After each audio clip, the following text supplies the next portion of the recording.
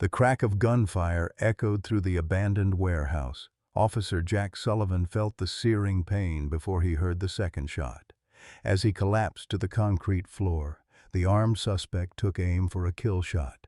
Then came the blur of fur and fury. Max, his German Shepherd partner, launched through the air, taking 2 bullets meant for Jack's heart. The dog's yelp pierced the darkness as both handler and canine crumpled in a heap. "Stay with me, Max," Jack whispered, cradling the bleeding animal who had given everything for him. "Don't you dare leave me." Blood pooled beneath them as sirens wailed in the distance. "If you survive this, I swear I'll never leave you again," Jack promised, his voice breaking. 5 years later, Jack Sullivan, now gray and gaunt, stands outside a K-9 retirement facility in Kentucky. "Time to keep that promise," he whispers to himself. Leave a like and share your thoughts in the comments along with the city you're watching from now. Let's continue with the story. Jack Sullivan leaned heavily on his walking stick as he approached the registration desk at the Riverside K-9 Retirement Center.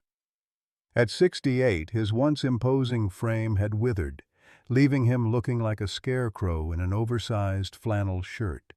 The cancer had taken 40 pounds off him in recent months, but it couldn't diminish the determined set of his jaw. "I'm here to see a dog," Jack said, his voice gravelly from years of barking orders and the more recent radiation treatments. "German Shepherd named Max. He would have come in about 5 years ago." The young receptionist tapped at her computer with long fingernails. "I'll need to get Ms. Patterson for that request. Special clearance is required for visiting our rehabilitation cases." Jack nodded, trying to hide his impatience. Rehabilitation cases. That didn't sound good. He settled into a plastic chair that faced a wall of photographs, retired police dogs with their handlers. His eyes scanned for Max but found no trace of his old partner. Linda Patterson appeared minutes later, a stout woman with silver hair pulled back in a practical bun. Recognition flickered in her eyes when she saw Jack. "Officer Sullivan? I thought it might be you when I saw the name." She extended her hand. "Linda Patterson. I've been running this facility for 12 years now." "Just Jack these days," he replied, shaking her hand. "Been a long time since anyone called me officer." Linda led him down a hallway lined with certificates and newspaper clippings about police K-9 units. "I was starting to think you'd never come," she said, her tone carefully neutral. "Most handlers visit within the first year." The unspoken accusation stung. "I was transferred to Arizona after Max's retirement. Department's orders." The excuse sounded hollow even to his own ears. "Life got complicated." "Life always does," Linda replied. But some of these dogs never quite adjust to being separated from their handlers. Max has been challenging. Outside a viewing window, Linda stopped. Through the glass, Jack could see a large outdoor enclosure where several retired police dogs lounged in the Kentucky sunshine, all except for one, a German Shepherd lying alone in the shade, head resting on paws, eyes alert but distant. "That's my boy," Jack whispered, his throat tightening.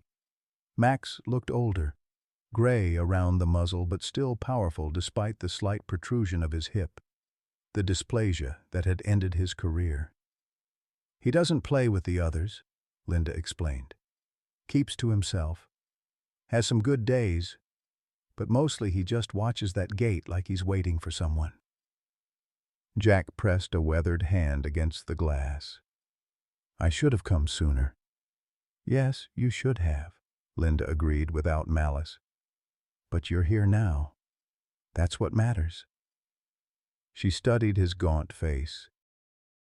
"Though if you don't mind me saying, you don't look well yourself." Jack's laugh was brittle. "Terminal lung cancer. Doctor says I've got 3, maybe 4 months. Figured I had some promises to keep before I check out." Linda's expression softened. "Then I guess we better not waste any more time, should we?" The diagnosis had come on a bitter January morning. Jack sat alone in Dr. Richard Miller's office, the walls plastered with medical credentials that now seemed meaningless as his old friend delivered the verdict. Stage 4 lung cancer, Jack. It's already spread to the lymph nodes and liver. Dr. Miller removed his glasses, rubbing the bridge of his nose where they'd left red marks. With aggressive treatment, we might buy you some time. 6 months, possibly a year. Jack stared at the X-ray illuminated on the wall, the cloudy mass invading his chest like some kind of malevolent storm. And without treatment? The silence stretched between them before Dr. Miller answered. 3 to 4 months, maybe less. Jack nodded, absorbing the blow like he'd absorbed so many others throughout his 30-year career in law enforcement. I appreciate the straight talk, Rich. You should call Sarah, Dr. Miller said, mentioning Jack's daughter. You're going to need support through this. But Jack wasn't thinking about treatment options or support networks.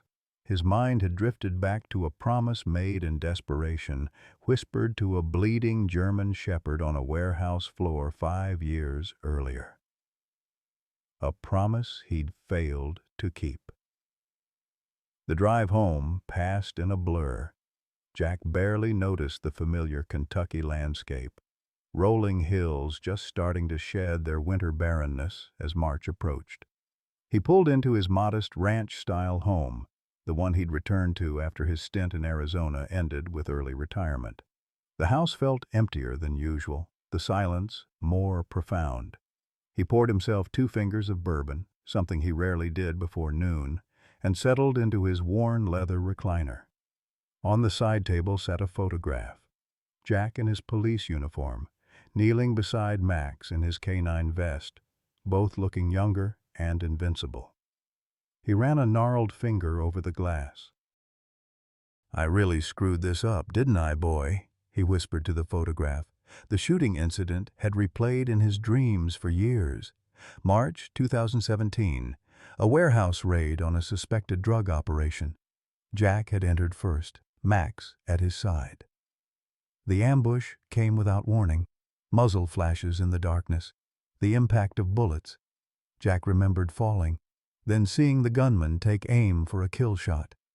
Max had launched himself at the attacker, taking 2 bullets in the process but giving back up enough time to arrive. Both Jack and Max had survived that night, though not without scars. Jack recovered from his wounds, but Max suffered hip damage that, combined with early dysplasia, ended his working career. The department had decided to retire Max while reassigning Jack to a training position in Arizona. It's for the best, his captain had insisted. A clean break. Max will adapt better to retirement without you around. And you need this fresh start, Sullivan. Jack had followed orders. He'd always followed orders. He visited Max once in the recovery center, made his promises about staying in touch, then packed for Arizona with every intention of returning frequently. But life intervened. The new job demanded everything. Then came the car accident that left him with a titanium rod in his leg, a brief but disastrous second marriage. And finally, the slow descent into a depression that had driven him back to Kentucky 2 years ago. Through it all, the thought of Max waited at the periphery of his consciousness, a promise unfulfilled, a debt unpaid. The bourbon burned his throat as he swallowed the last of it.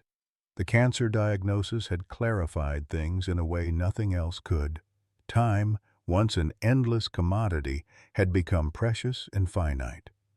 Jack reached for his phone and dialed. "Dad?" Sarah's voice sounded concerned. She'd been expecting this call since he'd mentioned the doctor's appointment. "What did Dr. Miller say?" "It's not good, sweetheart." Jack kept his voice steady. "Cancer. The terminal kind." The sharp intake of breath told him everything about how his daughter was taking the news. "How long?" she finally managed to ask.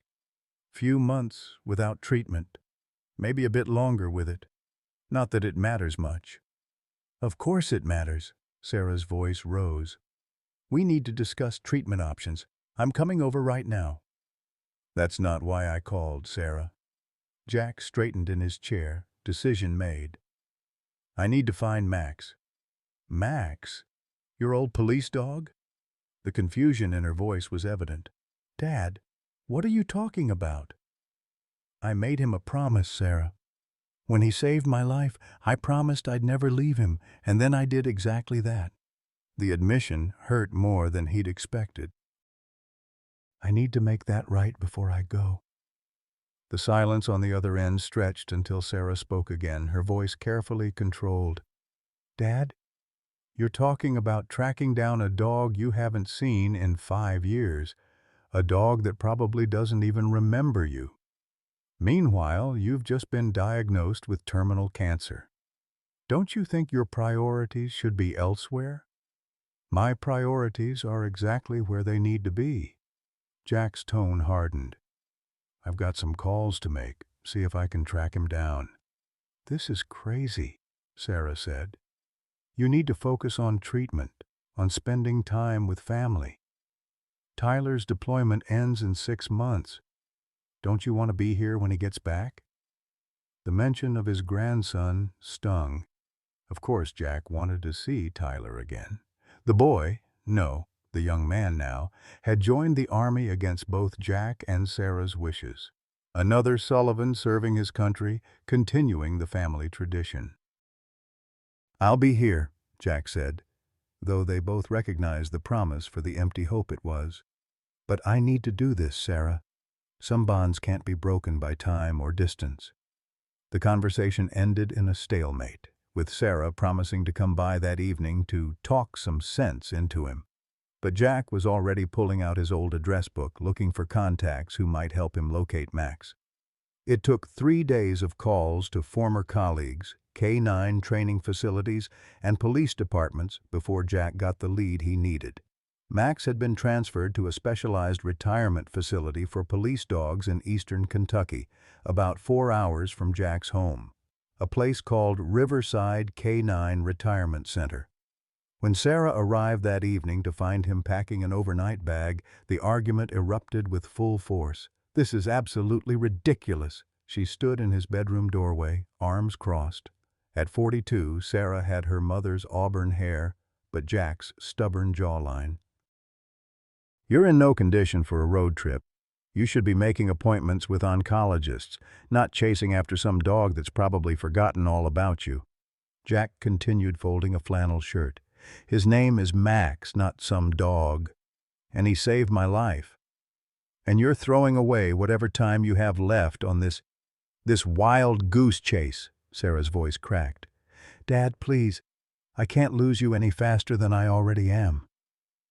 Jack paused, turning to face his daughter. The pain in her eyes nearly broke his resolve. Nearly. Sarah, when your mother was dying, she had a list of things she wanted to do before she went. Remember? We took her to see the Grand Canyon. She wanted to put her feet in the Pacific Ocean one last time.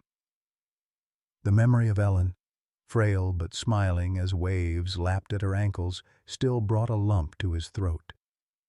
This is my list. It's just got one thing on it. Sarah's shoulders sagged. At least let me drive you. You've got work. And besides, this is something I need to do myself. Jack zipped the bag closed with finality. I'll call you when I get there.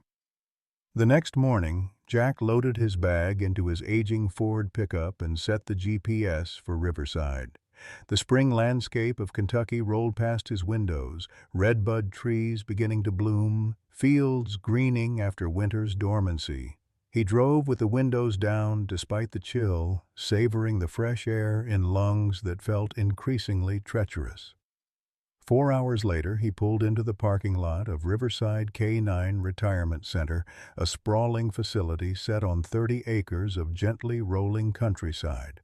The main building had once been a horse stable, now converted into a modern facility with indoor and outdoor training areas, kennels, and rehabilitation spaces. Jack sat in his truck for a long moment, gathering his courage. What if Sarah was right? What if Max had forgotten him? What if the dog who'd once been an extension of his own being now regarded him as a stranger? "Only one way to find out," he muttered, pushing open the truck door with effort.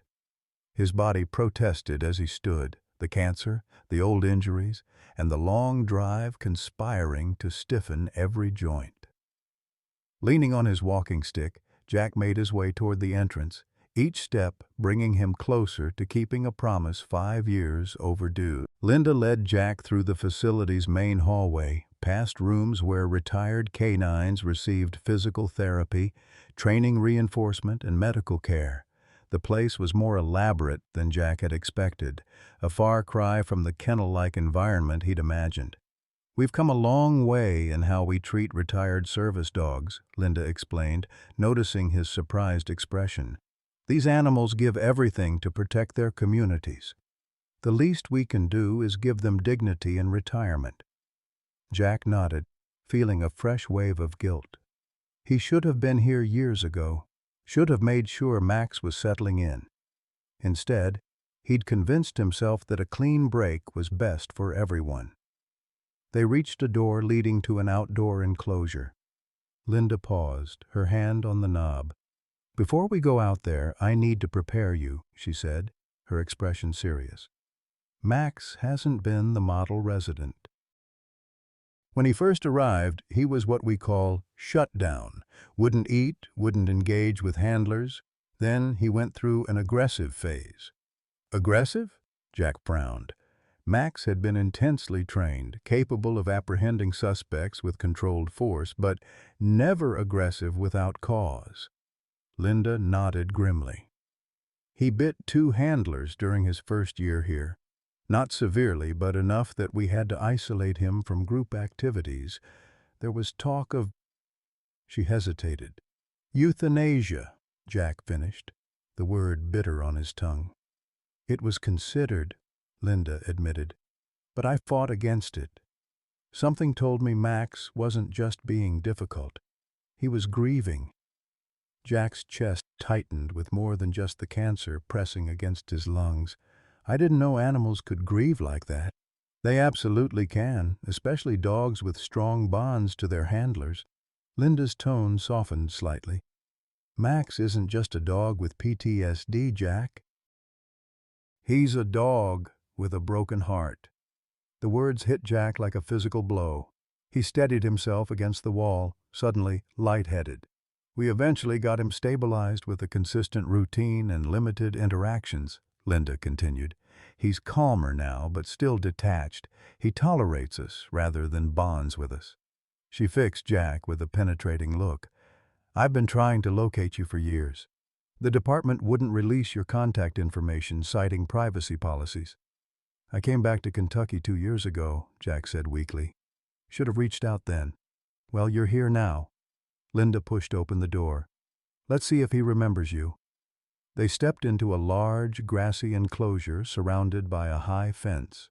Several dogs lounged or played in different areas, mostly German Shepherds, Belgian Malinois, and Labrador Retrievers. Jack immediately spotted Max in the far corner, lying alone beneath a maple tree, watching the other dogs with alert detachment. Even from a distance, Jack could see the changes in his former partner. Max's muzzle had grayed considerably, and he looked thinner than Jack remembered, though still powerful. The shepherd's ears perked up at the sound of the door opening, his head turning to assess the newcomers with professional interest.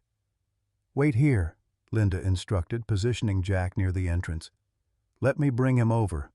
Direct approach might startle him." Jack watched as Linda walked calmly toward Max, speaking in low tones as she approached. The German Shepherd rose stiffly, hip dysplasia clearly causing discomfort, but followed her with dignified obedience across the yard. As they drew closer, Jack felt his heart hammering against his ribs. 5 years.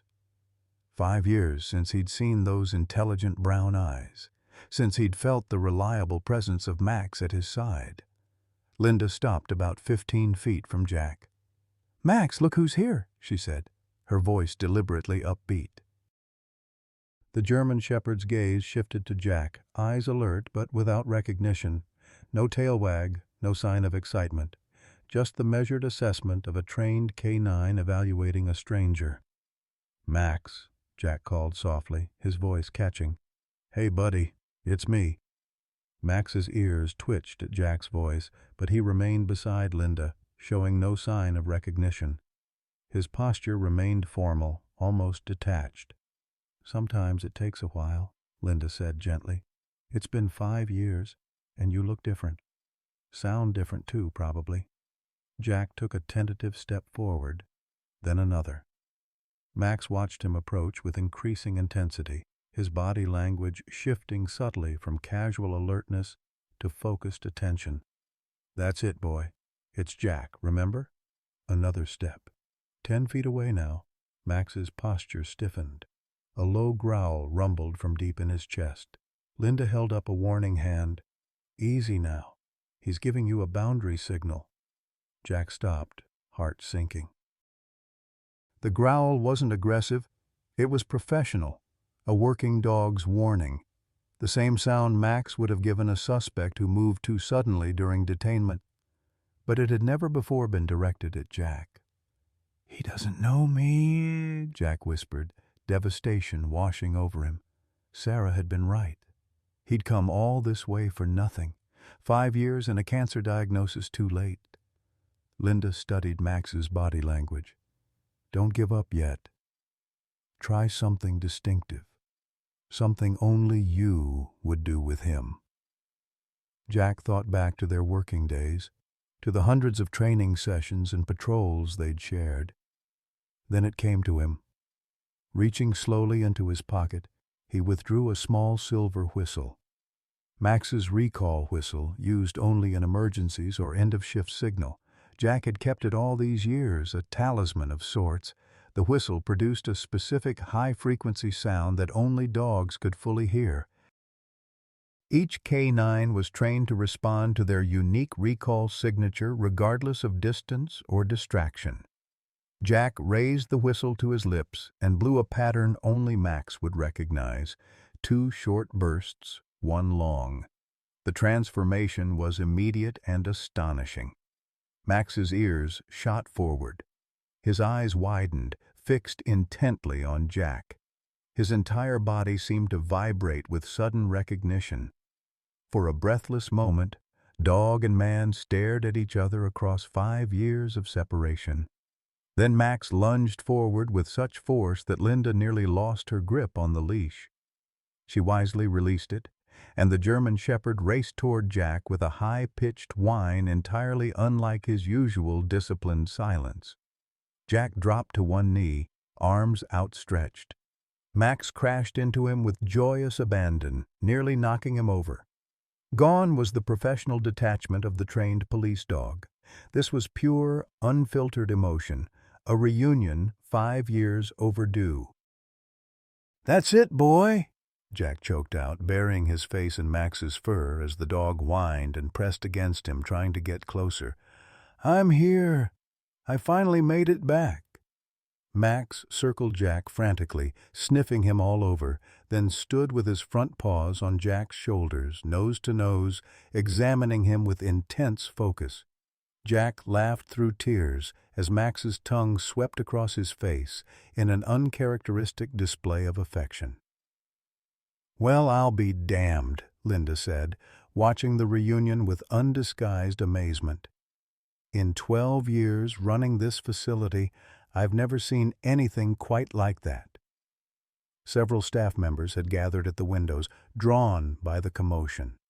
They watched in astonishment as the facility's most aloof resident transformed into an exuberant, joyful animal. "He remembers," Jack said, scratching behind Max's ears as the dog leaned heavily against his side, unwilling to break physical contact for even a moment.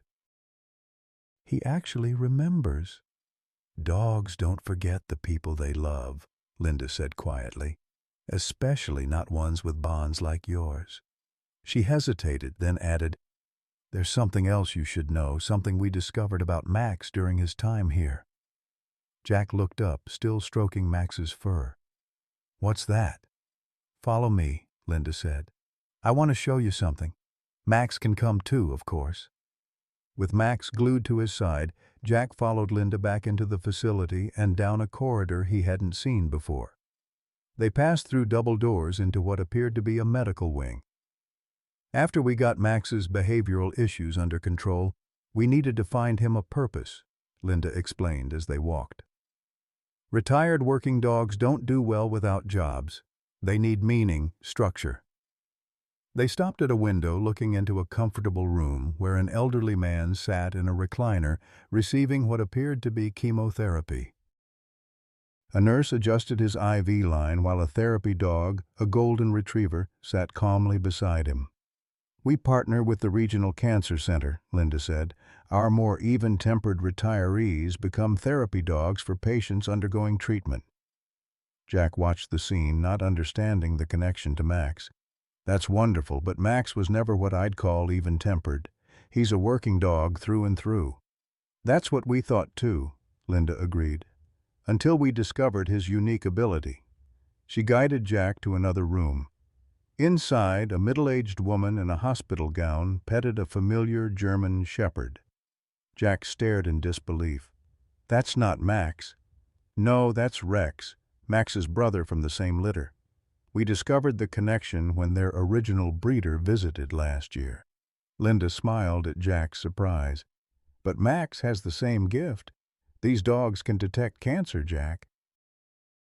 They can smell changes in body chemistry that our most advanced machines can't detect until much later." Jack looked down at Max, who gazed back at him with those intelligent eyes. "You're telling me Max is a cancer-sniffing dog?" "He's one of the best we've ever worked with," Linda confirmed. "After we discovered his ability, we trained him formally. He's been working with oncology patients for 3 years now, detecting early-stage cancers that would have otherwise gone unnoticed." She paused. "He saved at least 12 lives that we know of." The irony wasn't lost on Jack. Here he was, dying of cancer, while his former partner had been saving others from the same fate. "Does he know?" Jack asked quietly, a hand unconsciously moving to his chest where the tumor grew. "About me?" Linda's expression was gentle. "Dogs like Max can detect cancer long before symptoms appear.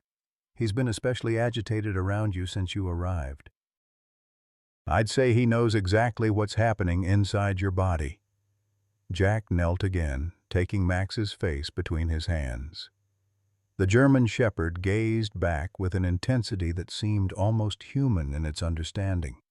All this time, Jack had come seeking forgiveness, seeking to make amends. But maybe Max had something to teach him as well, about purpose in the face of death, about finishing the job no matter the personal cost. "I've been searching for you for years," Linda admitted as they walked back toward her office. "The department wouldn't release your information, but I kept trying. Max needed you. And from the looks of it, you needed him too." "I'm taking him home," Jack announced suddenly, the decision crystallizing in his mind. "If that's possible." Linda stopped walking. "That's unusual. Our retirees typically stay here for life. Max has work here, important work." "I understand that," Jack said. "But I've got about 3 months left, maybe 4. After that, I'd make arrangements to bring him back if that's what's best." He looked down at Max, who hadn't left his side for a moment. "But right now, I need to keep a promise I made 5 years ago." Linda studied him for a long moment, then nodded slowly. "There would be paperwork, conditions, and your home situation would need to accommodate his needs. I live alone. Single-story ranch house with a fenced yard. It's quiet." Jack reached down to scratch behind Max's ears. "I think we'd manage just fine." "And after you're gone? What then?" Linda's question was direct, but not unkind. Jack thought of Sarah, of her resistance to this whole journey. "My daughter would bring him back here. She lives in Louisville, only a couple hours away." "The daughter who doesn't understand why you're chasing after some dog instead of focusing on treatment?" Linda raised an eyebrow at Jack's surprised expression.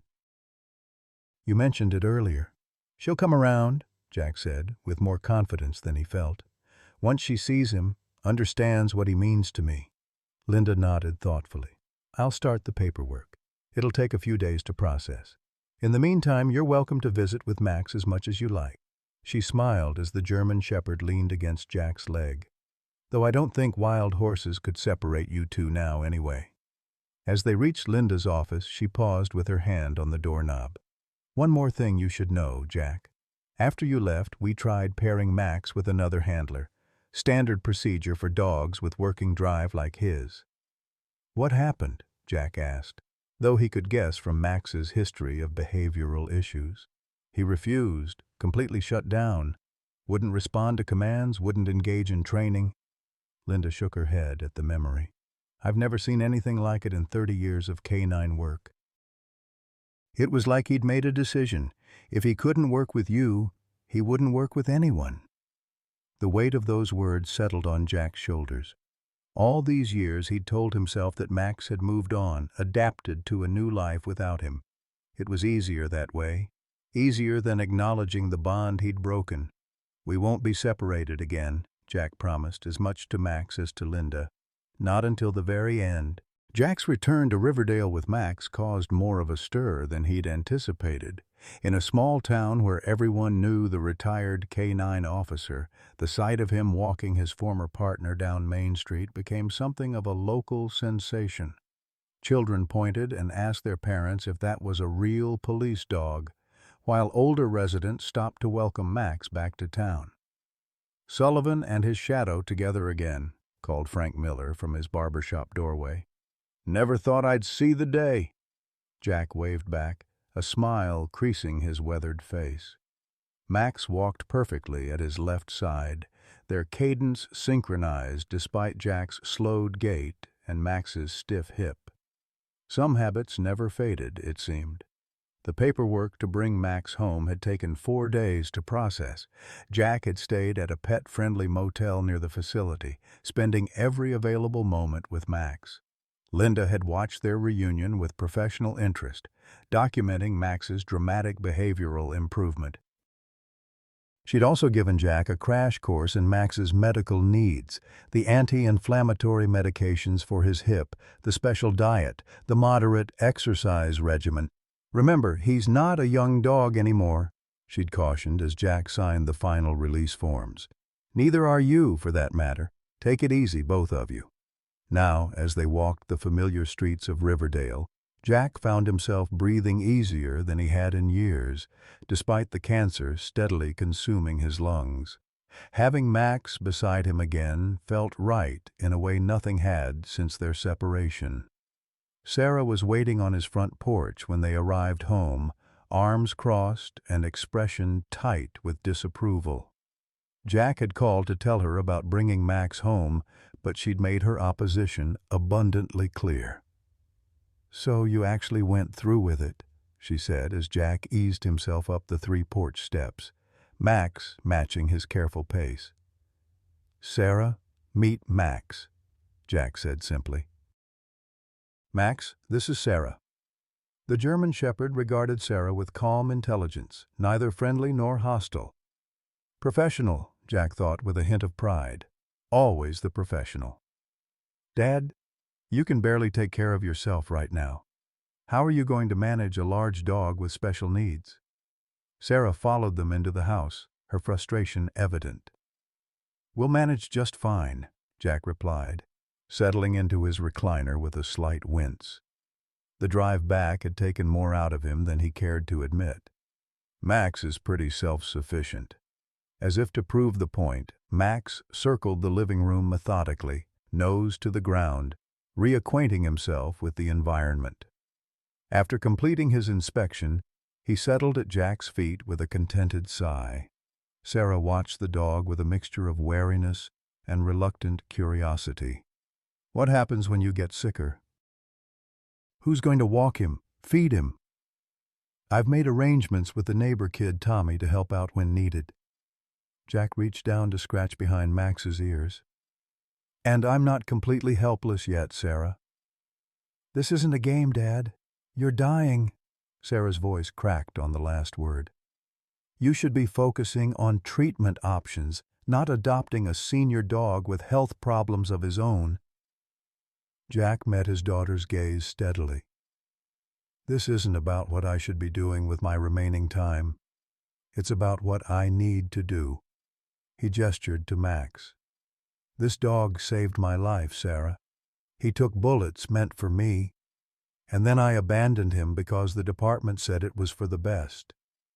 You were following orders, Sarah protested. It wasn't abandonment. Wasn't it?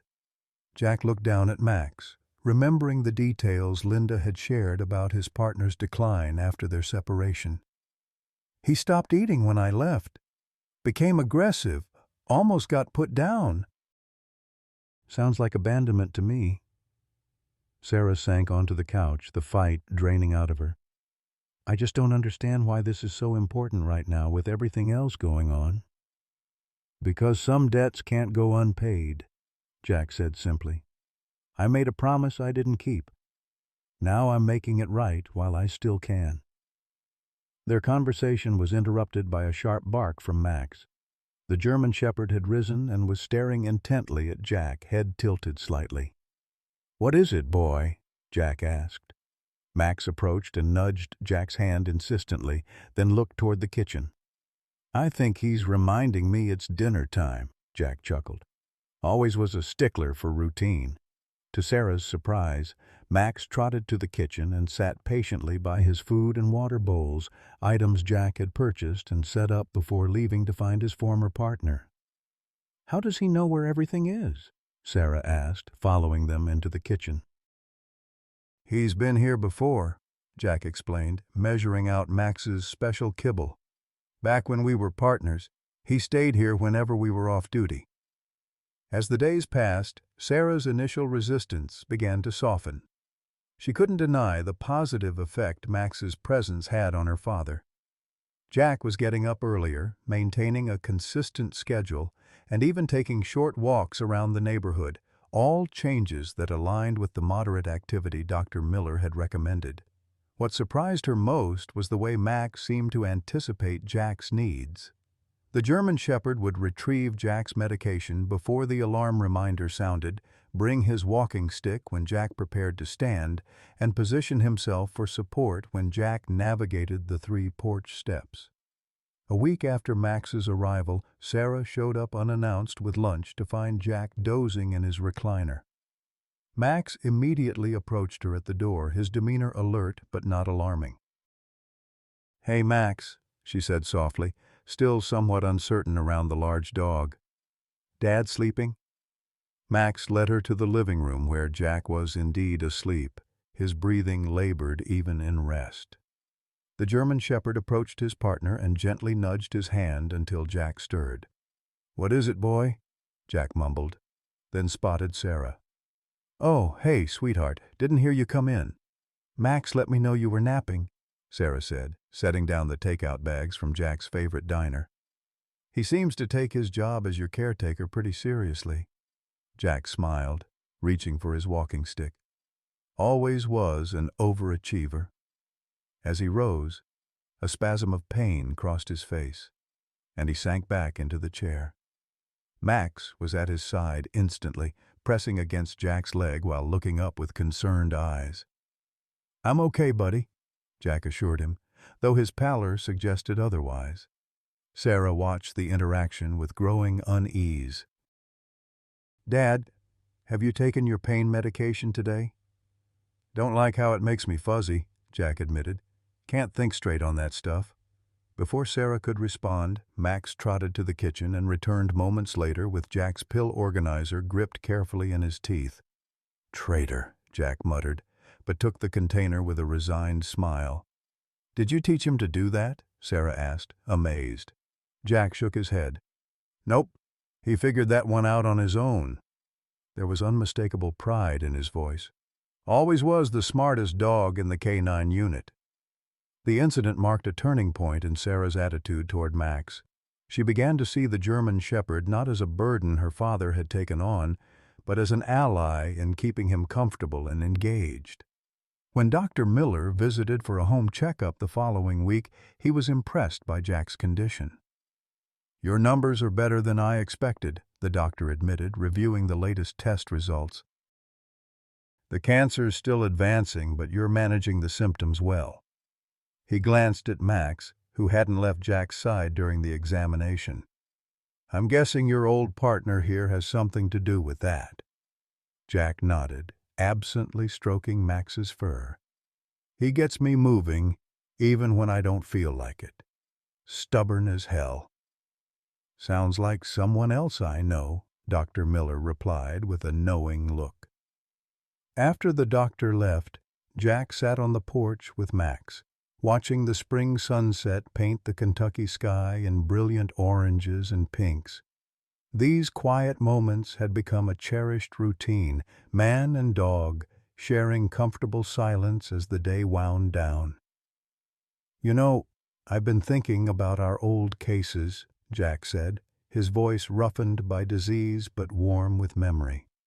"Remember that bank robbery in Louisville, the one where you tracked the suspect through 3 miles of storm drain?" Max's ears perked up at the reminiscence, his eyes fixed on Jack's face. "You were something else that day. The water up to your chest in places, and you never lost the scent." Jack chuckled. "Captain couldn't believe it when we emerged with the money bag." The German shepherd rested his head on Jack's knee, a contented sigh escaping him. "We had a good run, didn't we, boy?" Jack murmured, his hand moving rhythmically through Max's fur. "Made a difference." News of Jack and Max's reunion spread through Riverdale's law enforcement community. Former colleagues began stopping by, some out of curiosity, others with genuine desire to reconnect. Each visitor marveled at the bond between handler and K9, still evident after years of separation. Officer Pete Daniels, who had worked with Jack on the drug task force, brought his rookie partner to meet the legendary team. "This is what partnership looks like, Johnson," Pete told the young officer as they watched Jack and Max move in unconscious synchronization around the kitchen. "Sullivan and Max here had the highest apprehension rate in department history. Isn't that right, Jack?" "Max did all the real work," Jack deflected with characteristic modesty. "I just held the leash and took the credit." These visits energized Jack, giving him opportunity to share war stories and impart wisdom to the next generation of officers. Max seemed to enjoy the company as well, maintaining his dignified bearing while accepting the respectful attention from fellow officers. Jack's former police chief, Bill Rawlins, was notably absent from these informal gatherings. The man who had ordered Jack's transfer to Arizona and Max's retirement had reached out once by phone, but Jack had kept the conversation brief and non-committal. The confrontation came unexpectedly on a warm April afternoon. Jack was sitting on his front porch, Max beside him, when a department SUV pulled into the driveway. Chief Rawlins, now gray and stockier than Jack remembered, emerged in full uniform. "Sullivan," the chief nodded as he approached. "Heard you were back in town, and that you'd reclaimed your old partner." Max stiffened slightly at the chief's approach, not aggressive but watchful. Jack rested a calming hand on the dog's back. "Chief," Jack acknowledged, making no move to stand. "What brings you by?" Rawlins shifted uncomfortably. "Thought we should talk. About how things ended." "You mean about how you separated us with some nonsense about clean breaks being better for retired K9s? Jack's tone remained even, but there was steel beneath the words. "Department policy at the time," Rawlins defended, though without much conviction. "The thinking was that continued contact with former handlers made the transition to retirement more difficult for the dogs." "And how'd that work out for Max?" Jack asked. "Linda Patterson tells me he nearly got put down because of the behavioral issues that started after our separation." The chief had the grace to look ashamed. "I heard. That wasn't the intention." "Intentions don't count for much in the end, do they?" Jack fixed Rawlins with a hard stare. Actions do, consequences do. Max sensed the tension and pressed closer to Jack's side, a silent show of solidarity. The policy's been changed, Rawlins said after a moment. Partly because of what happened with you and Max. Handlers now have first option to adopt their canine partners upon retirement. If that's not possible, they maintain visitation rights. Too late for us, Jack observed, but I'm glad to hear it. He studied his former boss. That still doesn't explain why you're here. Rawlins sighed heavily. I heard about your diagnosis. Word gets around. He glanced at Max, then back to Jack. I guess I wanted to see if what they were saying was true, that you two picked up right where you left off, like 5 years never happened. As if in answer, Max rested his head on Jack's knee, eyes still fixed warily on the chief. Some bonds can't be broken, Jack said simply.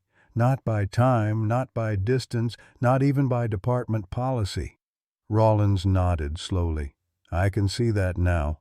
He turned to go, then paused. For what it's worth, Sullivan, I'm sorry. About all of it. Jack watched the chief's departure with mixed emotions. The apology couldn't undo 5 lost years, but there was some satisfaction in knowing that other K-9 teams wouldn't face the same forced separation. That evening, as Jack prepared Max's dinner, he was struck by a sudden, intense wave of nausea, one of the increasingly frequent reminders of his advancing disease. He gripped the counter, knuckles white, waiting for the spell to pass. Max was instantly alert, pressing against Jack's legs for support. I'm okay, boy, Jack assured him, though they both knew it was a lie. The truth was, Jack was deteriorating faster than expected. The good days were becoming fewer, the bad days more frequent. He'd begun to wake in the night, breathless and panicked, as the tumor pressed against his lungs. During these episodes, he'd find Max already awake and watchful, as if the dog could sense the subtle changes in Jack's breathing that preceded these attacks.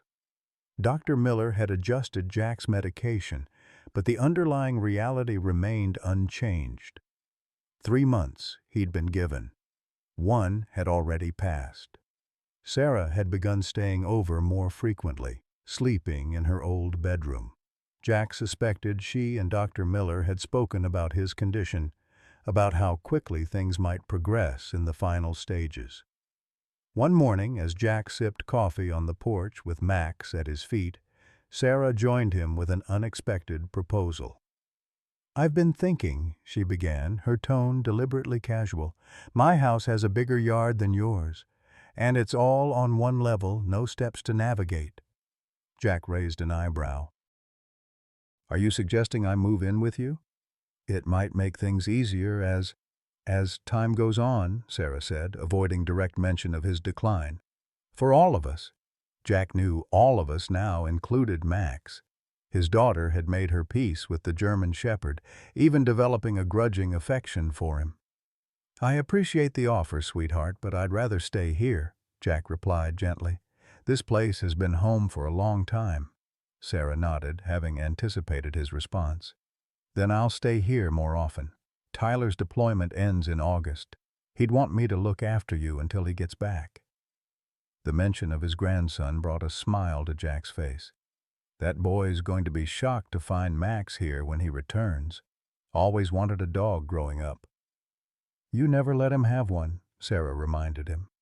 Said dogs were a serious responsibility, not just playthings. Still true, Jack mused, watching Max survey the front yard with professional interest.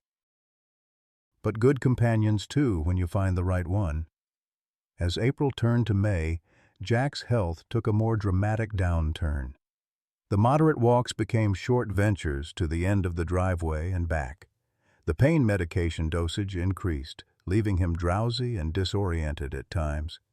Through it all, Max remained his constant shadow, adapting to each new limitation with stoic acceptance. When Jack could no longer manage their usual routes, Max seemed content with brief outings in the backyard. When Jack's hands grew too unsteady to refill the water bowl, Max learned to drink from the bathroom faucet that Jack left trickling for him. These adaptations, these small compromises in the face of inevitable decline, struck Jack as profound in their simplicity. There were no complaints, no resentments, just adjustments made out of loyalty and love. It was during this period that the controversy erupted. A local newspaper ran a feature on Jack and Max's reunion, including Linda Patterson's quotes about Max's near euthanization after being separated from Jack. The article sparked heated debate about the treatment of retired police dogs. Letters to the editor flooded in, many criticizing the department's former policy of separating handlers from their canine partners. Jack found himself becoming an unexpected advocate for police dog welfare. Reporters called for statements, and though he had neither the energy nor inclination for interviews, he did agree to a single written statement. These dogs give everything for their communities, their health, their safety, sometimes their lives. They deserve better than to be treated as equipment to be decommissioned when their usefulness ends. They deserve respect, care, and the comfort of those they've served alongside. The statement was picked up by national law enforcement publications, amplifying what had begun as a local human interest story into something larger. Jack watched the unfolding discussion with bemused detachment, too focused on his dwindling time with Max to pay much attention to his newfound role as an advocate. Sarah, however, took a more active interest. She began researching organizations dedicated to the welfare of retired service animals, discovering a network of nonprofits working to ensure dignified retirements for canines across the country. "Did you know there's no federal funding for retired police dogs?" she asked Jack one evening as they sat on the porch. "The departments aren't legally required to pay for their care after retirement." "Doesn't surprise me," Jack replied.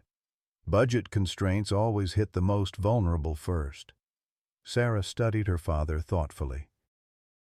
"You know, there's a foundation in Colorado that helps cover medical costs for retired canines. They're looking to expand their operations nationally."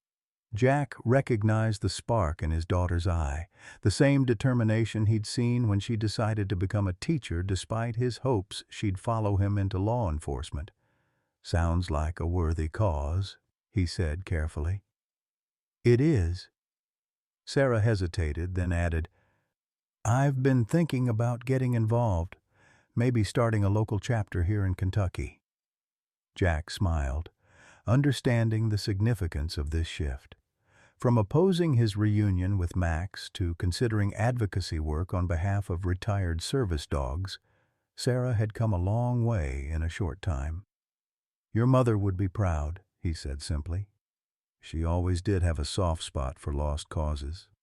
"I wouldn't call it a lost cause," Sarah protested. "More like an overlooked one." As they talked, Max suddenly lifted his head, ears alert. A moment later he rose and trotted to the edge of the porch, staring intently down the street. "What is it, boy?"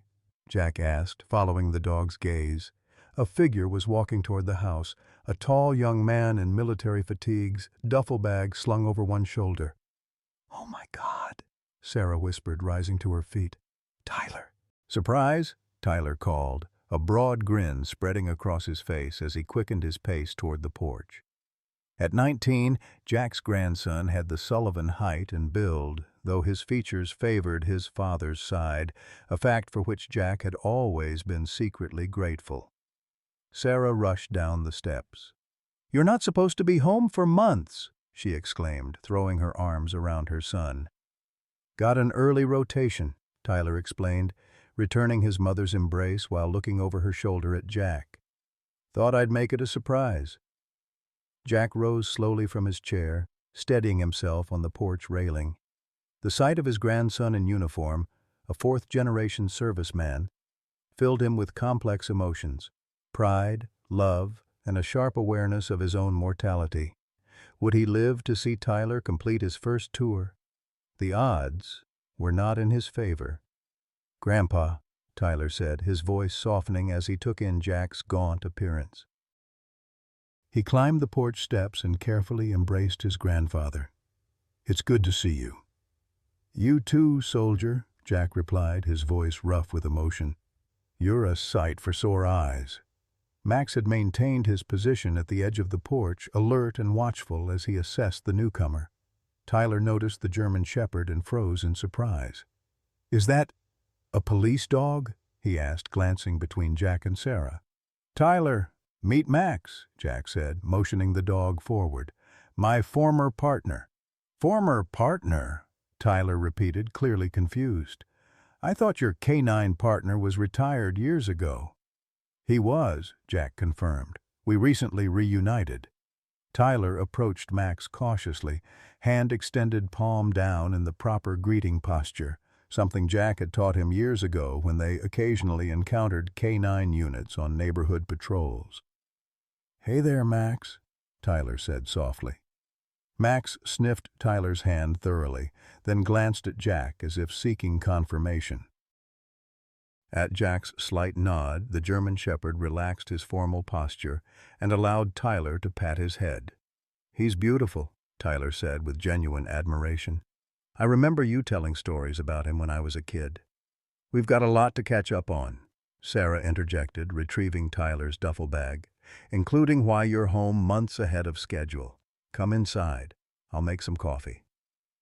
As they settled in the living room, Jack eased himself back into his recliner, Max immediately taking his position at Jack's feet. Tyler's gaze kept returning to the German Shepherd with undisguised fascination.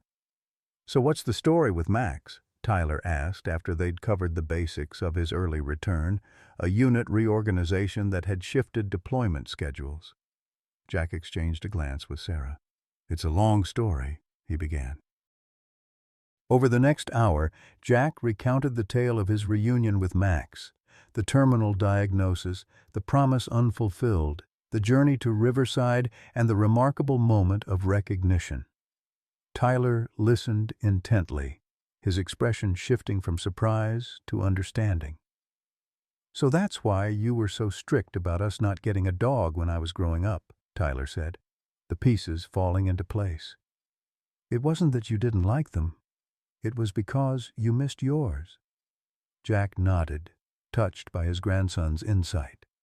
"Dogs aren't just pets, especially working dogs like Max. They're partners, family. When you form that kind of bond—" He trailed off, looking down at Max. "Well, losing it isn't easy." "I get that now," Tyler said quietly. "We've got working dogs in our unit. Explosive detection mostly. The handlers treat them like fellow soldiers."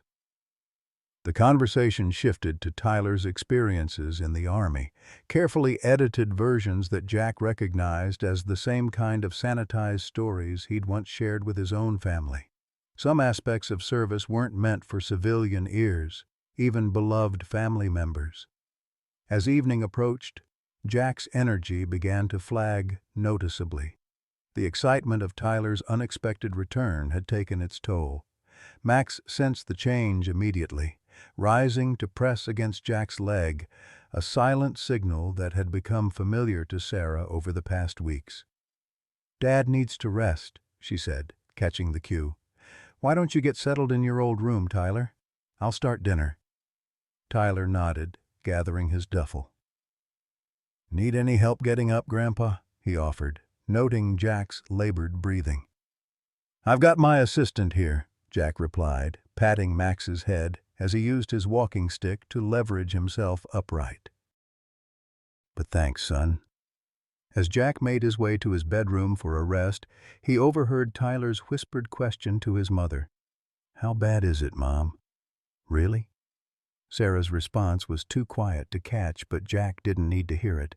The answer was written in the increasing pain, the shortness of breath, the bone-deep fatigue that no amount of rest seemed to alleviate. Worse than expected, faster than predicted. Max followed Jack into the bedroom, jumping up to lie beside him on the bed, a liberty Jack had begun allowing as his condition deteriorated. There was comfort in the warm weight against his side, the steady rhythm of Max's breathing when his own became erratic and painful. "We've got a good boy there," Jack murmured, stroking Max's fur. "Tyler's going to need looking after when I'm gone. Sarah, too." Max's ears twitched at the familiar names, his brown eyes fixed on Jack's face with that uncanny intelligence that had made him such an exceptional police dog. "I know you understand," Jack continued softly. "You always did understand more than most humans gave you credit for." That night, after a family dinner that Jack managed to participate in despite his fatigue, Tyler joined his grandfather for their evening ritual on the porch.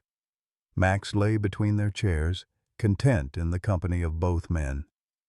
"Mom's really worried about you," Tyler said after a comfortable silence. "Says you're declining faster than the doctors expected." Jack nodded, appreciating his grandson's directness.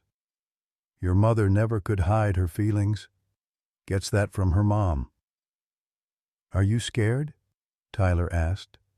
The question simple, but profound. Jack considered this, looking out at the familiar neighborhood street, now bathed in twilight.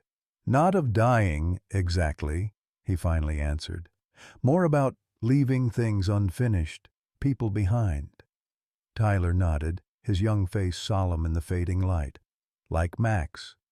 "Like Max," Jack agreed. "But I've made that right, at least." He reached down to scratch behind the German Shepherd's ears. "And now you're home early. That feels like a gift." "I requested the rotation change when Mom told me about your diagnosis," Tyler admitted. "Pulled some strings. Wanted to make sure I got to see you." The simple statement hit Jack with unexpected force. Here was another generation of Sullivan men finding their way through duty and family, making the hard choices. There was comfort in that continuity, even as his own part in it was ending. The next morning brought a visit from Dr. Miller, ostensibly a routine checkup, but in reality an assessment of Jack's rapidly declining condition. Tyler excused himself during the examination, taking Max for a walk around the neighborhood, a task that Jack could no longer manage. "It's accelerating," Dr. Miller confirmed after listening to Jack's lungs. "The fluid buildup is worse and the primary tumor has likely grown." "How long?" Jack asked directly. The doctor sighed, removing his stethoscope. "At this rate, weeks, not months." "I'm sorry, Jack." Jack absorbed this with outward calm. "I need to update some arrangements. Make sure everything's in place." "Of course." Dr. Miller hesitated, then added, "We could still try a more aggressive treatment approach. There are experimental protocols." "No," Jack interrupted firmly. "We've discussed this. Quality over quantity.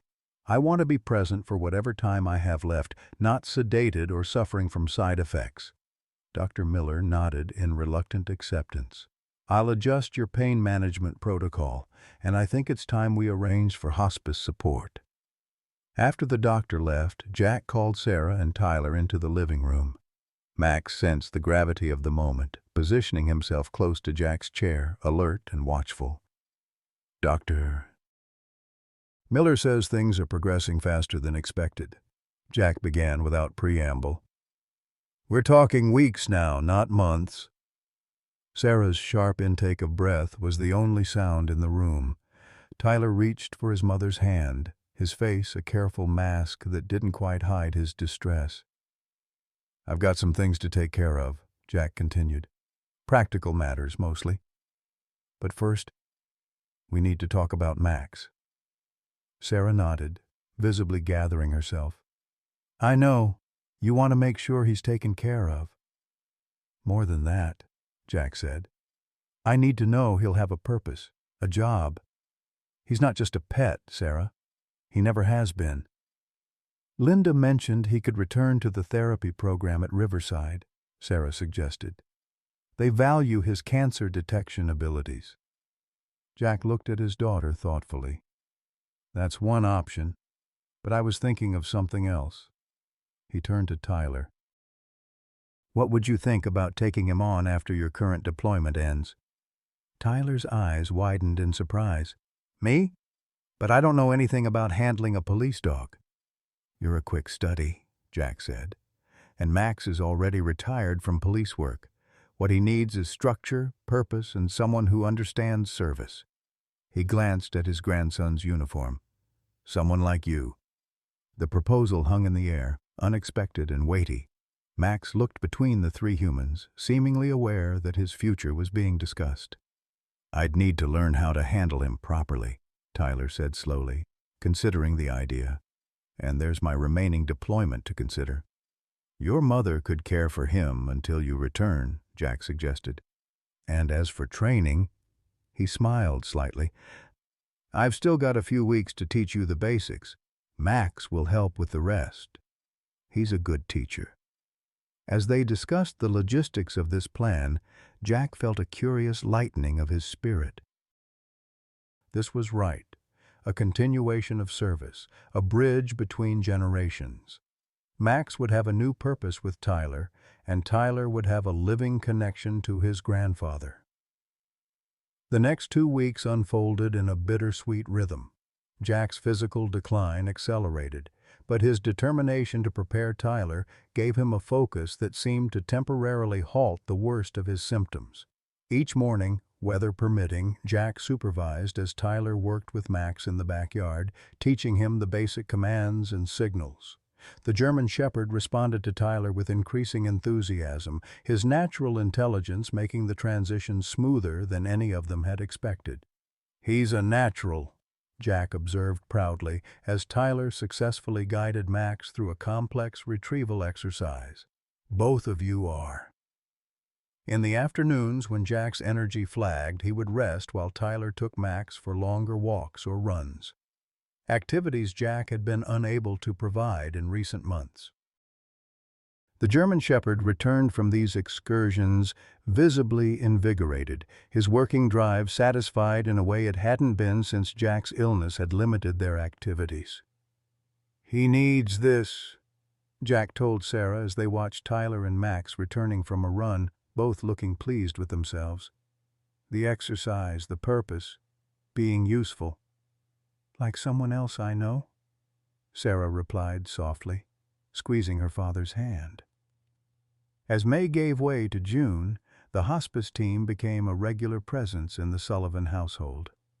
The medical equipment arrived, an oxygen concentrator, a hospital bed for the living room, medications to ease the increasingly difficult transition from life to death. Through it all, Max remained a constant, adapting to each new change with remarkable resilience. When Jack could no longer make it to the porch for their evening ritual, Max would lie beside the hospital bed, maintaining their connection even as the outside world receded.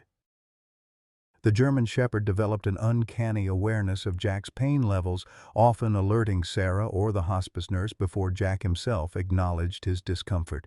This ability, the same cancer-detecting sensitivity that had made him valuable in the therapy program, now served a more intimate purpose. "He always was the best at reading people," Jack remarked to Dr. Miller during a house call. "Could tell when a suspect was about to run before they even knew it themselves." One particularly difficult night, when pain broke through even the strongest medications, Jack woke gasping for breath, panic setting in as his lungs struggled for air. Before he could reach for the call button, Max was already barking sharply. 3 distinct barks, the alert signal he'd been trained to use in the therapy program. Sarah appeared within seconds, followed by the night nurse. As they administered additional medication and adjusted the oxygen flow, Jack felt Max's steady presence against his side, a warm anchor in a sea of pain and fear. Later, when the crisis had passed and dawn was breaking over Riverdale, Jack beckoned Tyler to his bedside. Max lay alert but calm beside him, having refused to leave through the night's ordeal. "I need to tell you something important," Jack said, his voice weak but determined. "About Max." Tyler leaned closer. "What is it, Grandpa?" He's more than just a retired police dog, Jack explained, each word an effort. He's been trained to detect cancer, early stages, before symptoms show. That's what he was doing at Riverside before I brought him home. Tyler nodded, aware of this part of Max's history from previous conversations. What you might not know, Jack continued, is that he's been alerting around your mother. Tyler's expression shifted from confusion to alarm. Mom? You think she's sick? I don't know for certain, Jack admitted. But Max's behavior around her has been consistent with what Linda described from his therapy work, the focused attention, the sniffing at particular areas. He gripped Tyler's hand with surprising strength. Promise me you'll make sure she gets checked out. After I'm gone. I promise, Tyler assured him, the weight of this responsibility settling on his young shoulders. But shouldn't we tell her now? Jack shook his head slightly. Not yet. She's got enough to handle right now. He looked at Max. Besides, we don't know for sure. Could be nothing. But both men knew, looking at Max's intelligent eyes and deliberate behavior, that the German shepherd's instincts were rarely wrong. As June progressed, Jack's lucid periods became shorter and less frequent. The cancer had spread to his brain, causing confusion and sometimes delusions. Throughout these difficult episodes, Max remained a steadying presence, often able to calm Jack when nurses and family could not. During one rare moment of clarity, Jack summoned enough strength to speak privately with Sarah. I want you to know, he said, holding her hand weakly, that bringing Max home was the best decision I've made in years. Sarah nodded, tears in her eyes. I know, Dad. I was wrong to oppose it. No, you were being practical, Jack countered. Looking out for me, like always. He paused, gathering strength. But sometimes the heart knows better than the head. Max needed me and I needed him. Simple as that. He's helped us all, Sarah acknowledged. I never thought I'd say this, but I'm going to miss him when he goes back to Riverside. Jack studied his daughter's face. You know, there's another option. You could keep him here with you until Tyler's deployment ends. Sarah looked surprised. Me? But I've never had a dog, let alone one like Max. He's a good teacher, Jack echoed his earlier words to Tyler. And you've already formed a bond, whether you realize it or not. The conversation was interrupted by Jack's increasing fatigue, but the seed had been planted. Sarah began to consider a future that included Max as more than just a temporary visitor. As June turned to July, Jack's condition deteriorated to the point where communication became difficult. His consciousness surfaced and receded like a tide, leaving fewer and fewer moments of clarity for his family to treasure. During one such moment, he found himself alone with Max, the German shepherd's head resting gently on the edge of the hospital bed. Sarah and Tyler had stepped out briefly to speak with the hospice nurse. You knew, didn't you? Jack whispered, stroking Max's fur with a trembling hand. From the first day at Riverside? You knew I was sick. Max's brown eyes fixed on Jack's face with that same intelligent focus that had made him such an exceptional partner. I need you to look after them, Jack continued, his voice barely audible. Especially Sarah. Something's not right with her, and she'll need you when she figures it out. Max inched closer, pressing his body against the bed rail as if trying to bridge the gap between them. We had a good run, didn't we, boy? Jack's eyes filled with tears. Better than most. Saved some lives. Made a difference.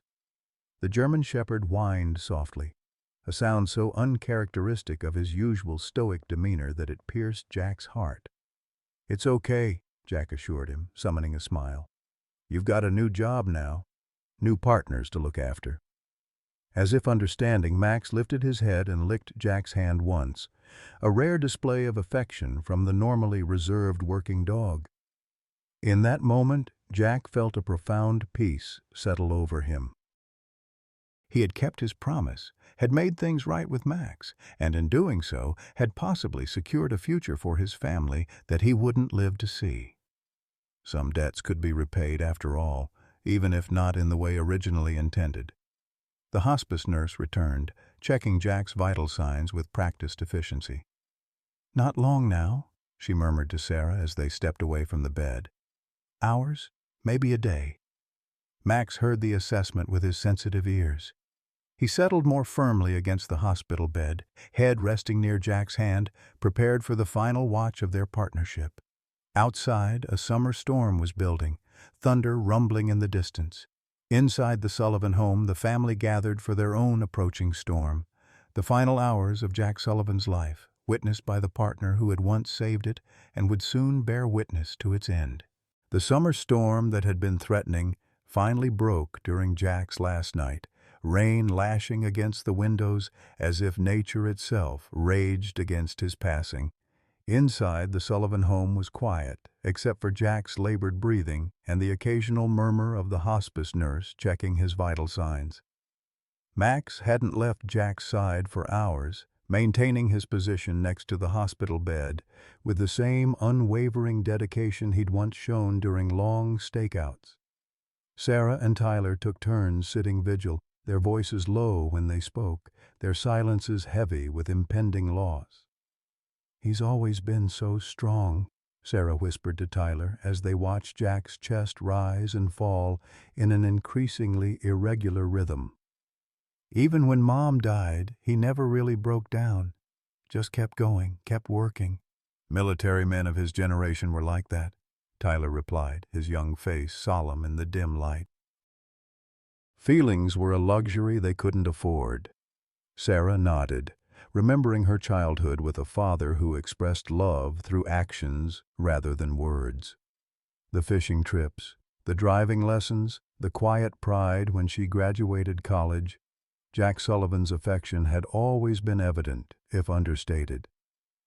Around midnight, Jack's breathing pattern changed, becoming more shallow. The hospice nurse, Ellen, checked his pulse and oxygen levels, then turned to Sarah with a gentle expression. "It won't be long now," she said softly. "The transition has begun.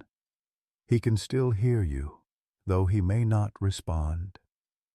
Sarah moved closer to the bed, taking her father's hand in hers. The skin felt paper-thin, cool to the touch. "We're here, Dad," she assured him. "Me and Tyler. And Max, too. We're all right here with you." At the sound of his name, Max lifted his head slightly, his dark eyes moving from Jack to Sarah and back again. The German shepherd had been unusually subdued all evening, as if sensing the gravity of the moment. Tyler stood behind his mother, one hand on her shoulder. "It's okay, Grandpa," he added, his voice rough with emotion. "You don't have to fight anymore." Outside, lightning flashed, illuminating the room momentarily. Thunder followed seconds later, the storm directly overhead now. Jack's eyelids fluttered, but didn't open. Ellen moved quietly around the room, adjusting the morphine drip that kept Jack comfortable, checking the oxygen flow. She'd been a hospice nurse for 20 years and recognized the patterns of approaching death, the mottled skin tone, the cooling extremities, the distinctive breathing known as Cheney-Stokes respiration. "Many people find it comforting to share memories at this time," she suggested gently to Sarah and Tyler, "or to give permission for the person to let go." Sarah nodded, squeezing her father's hand. "Remember when you taught me to ride a bike, Dad?" she began, her voice wavering slightly. "You ran alongside for blocks, holding the seat, making sure I wouldn't fall. Then at some point I realized you weren't there anymore. I was riding on my own. But when I looked back, you were right there, watching out for me. You've always been right there." Tyler cleared his throat. "And remember when you took me fishing at Bower Lake? I was maybe 6 and I hooked that catfish that was almost as big as me. You let me reel it in myself even though it took forever. You said some things a man had to do for himself." He smiled sadly. "I've thought about that a lot since joining up." As they continued sharing memories, The storm outside gradually moved eastward, thunder becoming more distant. Inside, Jack's breathing grew increasingly shallow and irregular. Max, who had been lying with his head near Jack's hand, suddenly stood up, ears alert. The German shepherd moved closer to the head of the bed, his attention fixed intently on Jack's face. He whined softly, a sound so uncharacteristic that both Sarah and Tyler took notice. "What is it, boy?" Sarah asked, alarmed by the change in the dog's behavior. Ellen moved to check Jack's vital signs again. "His pulse is very weak now," she informed them quietly. "His body is shutting down." Max placed his front paws carefully on the edge of the bed, something he'd never done before, and leaned forward to gently nuzzle Jack's shoulder. The gesture was so deliberate, so careful, that it brought fresh tears to Sarah's eyes. "I think he's saying goodbye," Tyler whispered, his own voice thick with emotion. For a moment, Jack's eyes opened partially, unfocused, but seeming to register Max's presence. His lips moved slightly, though no sound emerged. Then his expression relaxed, a final exhale escaping as his chest stilled. "He's gone," Ellen confirmed softly, checking for a pulse at Jack's neck. It was very peaceful. Max remained in position for several seconds, still watching Jack's face intently, as if waiting for something. Then, with what sounded almost like a sigh, he lowered himself back to the floor and sat in a formal position beside the bed, the same alert posture he would have maintained during official police ceremonies. Sarah broke down then, sobs racking her body as the finality of her father's passing hit her. Tyler embraced his mother, his own tears falling silently as they held each other. Through their grief, neither noticed immediately when Max moved to press against Sarah's legs, a silent offering of comfort from a dog who rarely showed physical affection. When Sarah finally became aware of his presence, she reached down to touch his head. "He knew," she said wonderingly to Tyler. "He knew exactly when Dad was going." "They had a connection," Tyler replied simply. "More than just handler and dog." The practicalities that follow death soon intruded on their grief. The hospice team arrived to pronounce Jack officially deceased. The funeral home was called. Forms were signed, arrangements confirmed. Through it all, Max maintained a dignified presence, watching the proceedings with those intelligent eyes that seemed to understand more than any animal should. He accepted a brief pat from the hospice doctor who'd been overseeing Jack's care, but otherwise remained aloof from the strangers moving through the house. Only when the funeral home staff arrived to remove Jack's body did Max show any distress. As they prepared to transfer Jack to the gurney, the German shepherd moved suddenly to stand between them and the bed, not growling but clearly communicating his disapproval. "Max, it's okay," Sarah assured him, though her own voice broke on the words. "They need to take Dad now." The dog looked at her, then back at Jack's body, caught in some internal conflict between his training to protect and his understanding that his partner was gone. Tyler knelt beside Max, speaking in low, soothing tones. "You did good, boy. You stayed with him right to the end. But your watch is over now. It's time to let him go." Whether Max truly understood the words, or simply responded to Tyler's calm authority, he finally stepped aside, allowing the funeral home staff to complete their task. As they wheeled Jack's body out of the house, Max watched from the doorway, his posture straight and formal, a final salute from one partner to another. The days that followed passed in the fog of grief and administrative tasks that accompanied death. Sarah and Tyler worked together to plan the funeral, notify friends and colleagues, sort through Jack's belongings. Max observed these activities with quiet vigilance, always present but never intrusive. News of Jack's passing spread quickly through Riverdale's tight-knit law enforcement community. The police chief, Bill Rawlins, called personally to offer condolences and to ask about funeral arrangements. "We'd like to provide full departmental honors," he told Sarah. "Your father was one of our finest and longest serving." Sarah accepted the offer, knowing her father would have appreciated the gesture even if he might have protested the fuss. Jack Sullivan had never sought the spotlight, but he had valued tradition and respect. The funeral was scheduled for 3 days after Jack's death, a traditional service at Riverdale Community Church followed by burial at the Veterans Cemetery, where Jack's father and grandfather were also interred. As Sarah and Tyler finalized the details, a question arose that neither had anticipated. "What about Max?"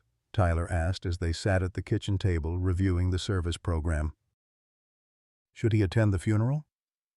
Sarah looked across the room to where Max lay on Jack's old rug, head on paws but eyes alert.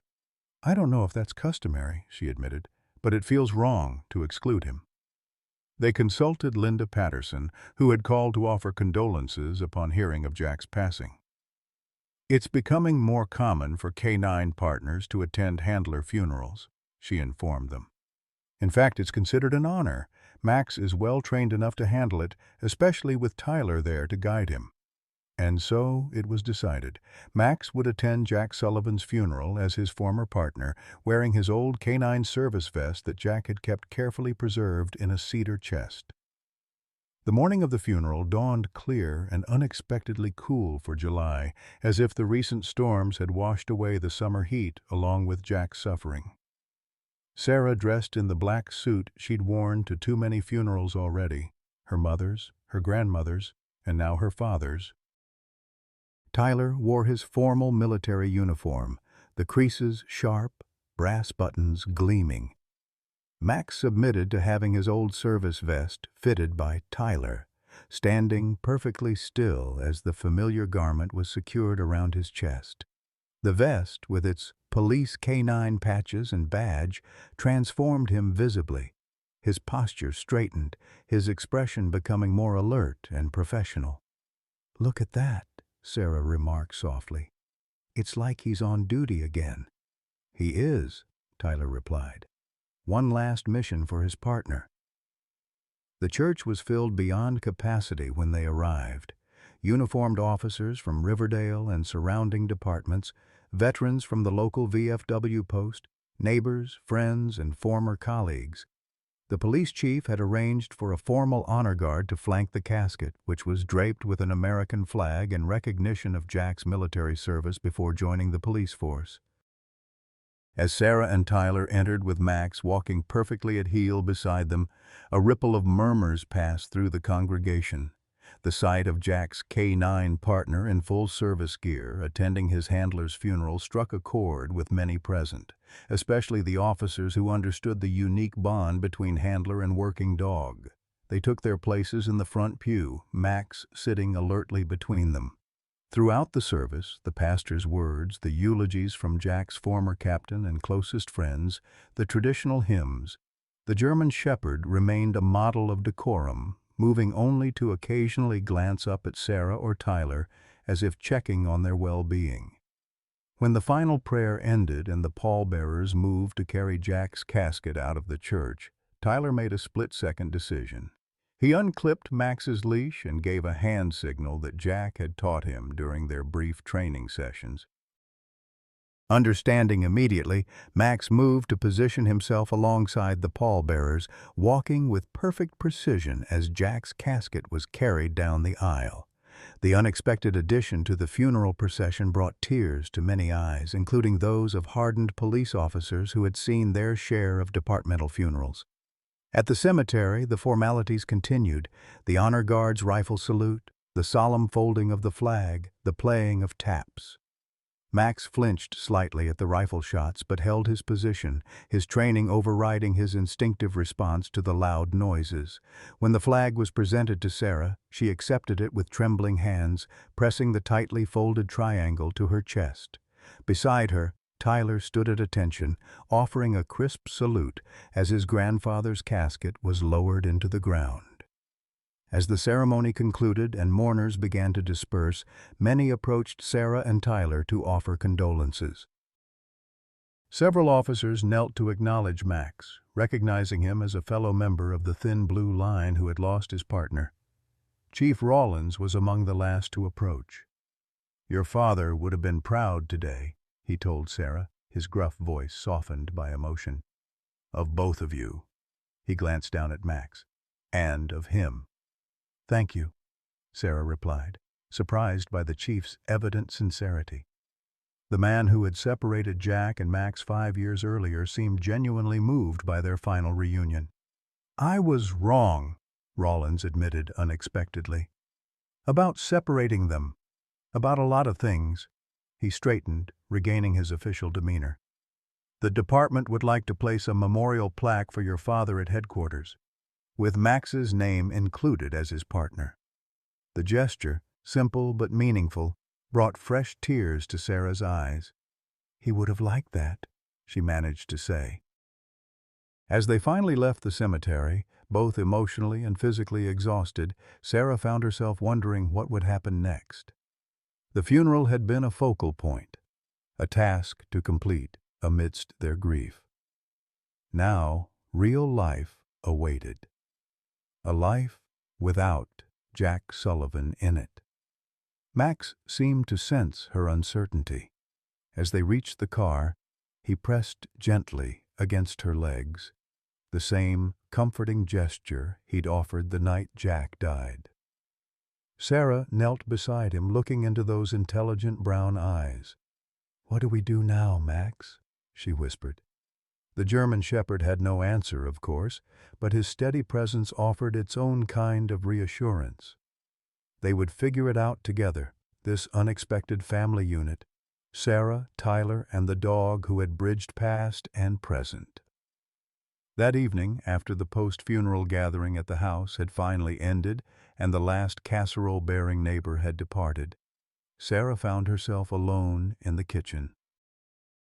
Tyler had gone to meet some old high school friends, promising not to be late. Max lay nearby, watching her movements with his usual attentiveness. As Sarah began clearing away the remains of the day, a wave of exhaustion hit her suddenly. She sagged against the counter, the emotional weight of the past weeks finally catching up to her. A sob escaped before she could suppress it, then another. Within seconds, Max was at her side, pressing against her legs in that now familiar gesture of support. Sarah slid to the floor, no longer able to maintain her composure, and buried her face in her hands. "I miss him so much already," she whispered through her tears. Max settled beside her on the kitchen floor, his warm weight a steady presence against her side. He made no attempt to lick her face or paw at her for attention, as a pet dog might have done. Instead, he simply stayed, a silent witness to her grief, offering companionship without demands. They remained that way until Sarah's sobs gradually subsided. When she finally wiped her eyes and looked at the German shepherd, she found him watching her with that same intense focus he'd often directed at Jack. "You miss him too, don't you?" she asked softly. Max's ears twitched at the question, his head tilting slightly as if considering his response. Then he sighed, a deep, almost human sound that seemed to contain its own kind of grief. In that moment, Sarah made her decision. Whatever arrangements they eventually made for Max's future, whether he returned to Riverside or stayed with Tyler, she would keep him with her for now. They would help each other through this difficult transition, this shared loss. "We're going to be okay," she told Max, not entirely convinced but wanting to believe it. "Eventually." The German shepherd pressed closer, his solid presence neither agreeing nor disagreeing but simply there, a constant in a world that had shifted beneath their feet. Outside, evening settled over Riverdale. In houses up and down the street, families went about their routines, dinners served, children bathed, televisions murmuring in comfortable living rooms. Life continued its steady rhythm, unaltered by the absence of one retired police officer. But in the Sullivan home, that absence echoed in every room, in the empty recliner by the window, In the collection of fishing tackle gathering dust in the garage, in the silence where a gravelly voice once told stories of old cases and bygone days on the force. Jack Sullivan was gone. Yet something of him remained in the partnership he had valued enough to reclaim in his final days, a bond that now extended beyond him to his family, a legacy more meaningful than plaques or posthumous honors. As darkness fell completely, Sarah finally rose from the kitchen floor. "Come on, Max," she said, her voice steadier now. "Let's call it a night." The German Shepherd followed her through the house as she checked locks and turned off lights, a new routine establishing itself in the wake of loss. When she hesitated at the door of Jack's bedroom, unable to face the empty space within, Max gently nudged her hand, then turned toward her own bedroom door. "You're right," Sarah acknowledged with a sad smile. "One step at a time." That night, for the first time since arriving at the Sullivan home, Max slept on the floor beside Sarah's bed rather than in Jack's room. A small change, perhaps insignificant to an outside observer. But to Sarah, lying awake in the darkness, it felt like the first tentative step toward whatever came next, a future neither of them had anticipated but one they would navigate together. 3 months after Jack's funeral, the rhythms of grief had settled into a more predictable pattern for Sarah. The initial shock had given way to a duller ache, still present but no longer all-consuming. She had returned to her teaching position at Riverdale Elementary, finding comfort in the familiar routines and the energetic presence of her fourth graders. Tyler had completed his home leave and returned to his unit, with plans to transition to reserve status when his current commitment ended in December.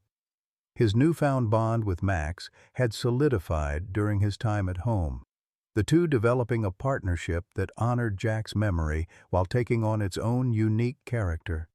Through it all, Max had remained a steady presence in the Sullivan household. Sarah had ultimately decided against returning him to Riverside, at least for the time being.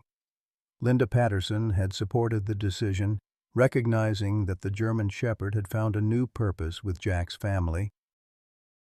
"Working dogs need jobs," Linda had reminded Sarah during a phone check-in, "but sometimes that job is simply being there for the people who need them." And Max had certainly taken that role seriously. He accompanied Sarah on her morning runs, waited patiently while she taught school, and maintained a watchful presence during the quiet evenings at home. His disciplined nature and calming influence had become essential parts of Sarah's coping mechanism, a living connection to her father and a companion in her grief. But beneath this new normal, something wasn't right. Sarah had been experiencing troubling symptoms for weeks: persistent fatigue, strange sensations in her neck, occasional difficulty swallowing. She'd dismissed these signs at first, attributing them to stress and grief. Max, however, had not dismissed them. His behavior toward Sarah had grown increasingly focused, with particular attention to her neck and throat area. He would press his nose against the left side of her neck, sometimes whining softly, behavior reminiscent of what Jack had described from Max's cancer detection work. Sarah had noticed the behavior but resisted its implications. The thought of facing another health crisis so soon after losing her father was simply too overwhelming. So she ignored the signs both from her body and from Max, hoping they would eventually resolve on their own. Until the morning, she couldn't button her collar. Sarah stood before the bathroom mirror, fingers fumbling with the top button of her blouse. The fabric seemed tighter than usual around her neck. Frowning, she tilted her chin up and noticed for the first time a slight but visible swelling on the left side of her throat. "That's strange," she murmured, probing the area gently. The swelling didn't hurt, but it definitely hadn't been there before.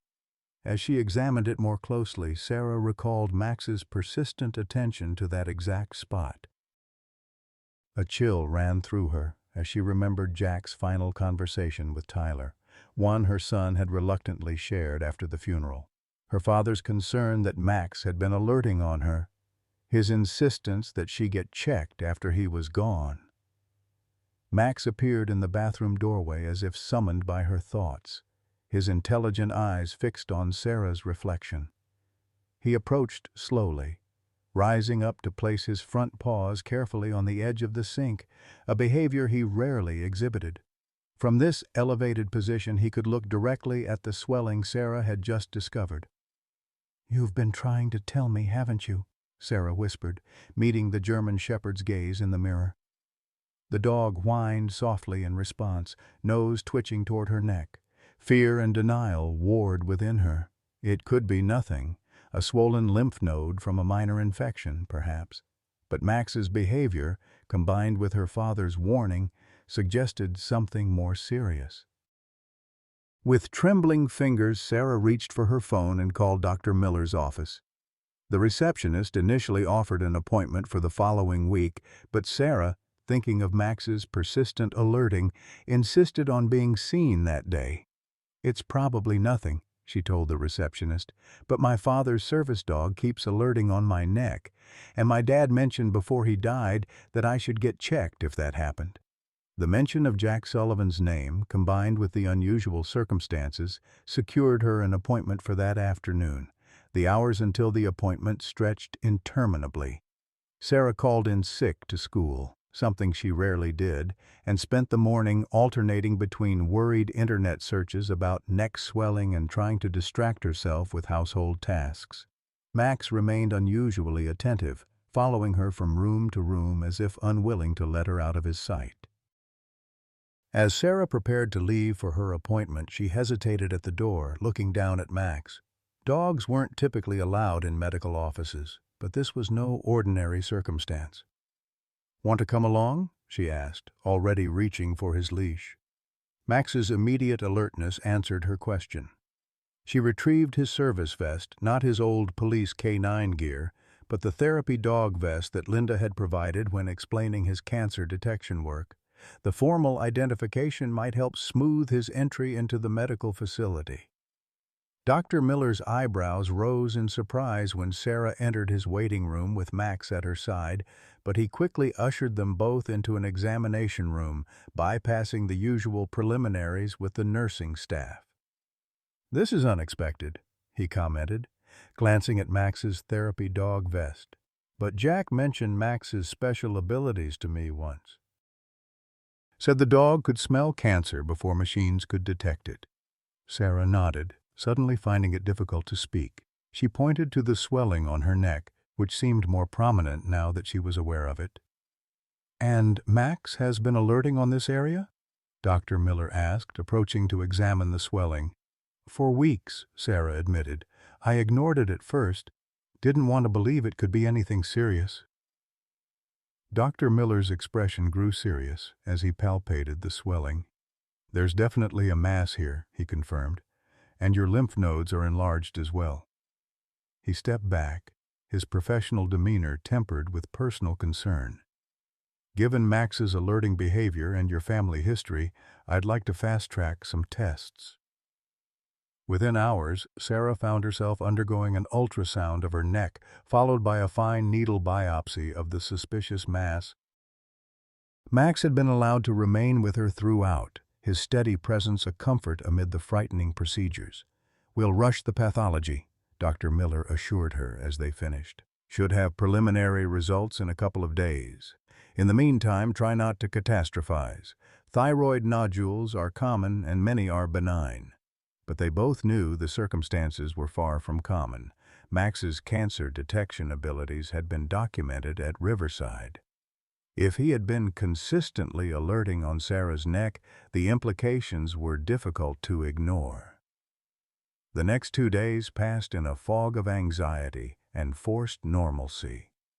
Sarah returned to teaching, unwilling to disrupt her routine while waiting for news that could potentially shatter her world.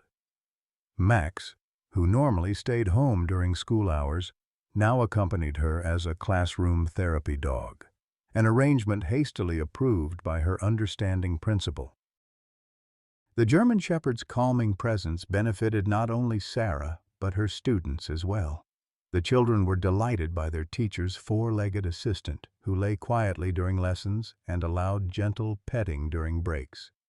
Sarah found herself explaining Max's background to the class, his years as a police canine, his special abilities as a therapy dog, his connection to her late father. "My dad always said that Max was the smartest dog he'd ever known," she told the fascinated fourth graders. "He said Max could sense things that people couldn't." "Like what, Ms. Sullivan?" asked Emma Martinez, one of her more inquisitive students. Sarah hesitated, unsure how much to share. "Well, Max can detect certain health problems before doctors can sometimes." "You mean like those dogs that can smell if someone's blood sugar is too low?" asked Jamal Washington, whose mother was a nurse. "Something like that," Sarah confirmed, relieved at the simple explanation. "He's very special." The children's acceptance of Max, their uncomplicated delight in his presence, provided a welcome distraction from the weight of uncertainty Sarah carried.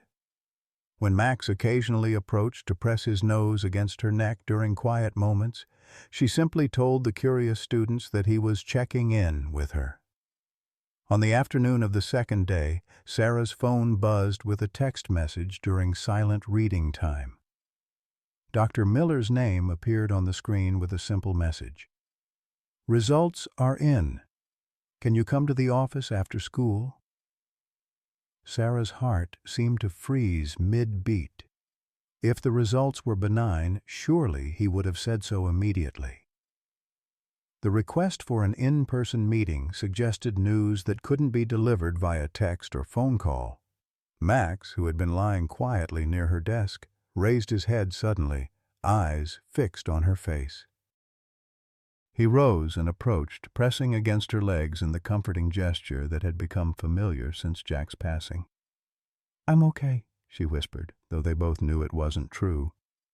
When the final bell rang and her students had departed, Sarah gathered her things with mechanical precision, her mind already racing ahead to the appointment. Max stayed close, his behavior more protective than usual as they walked to her car. Dr. Miller was waiting in his office when they arrived, his expression grave but compassionate. He invited Sarah to sit, nodding acknowledgement to Max as the German shepherd settled beside her chair. "I'm afraid the results confirmed what Max has been trying to tell you," Dr. Miller began without preamble.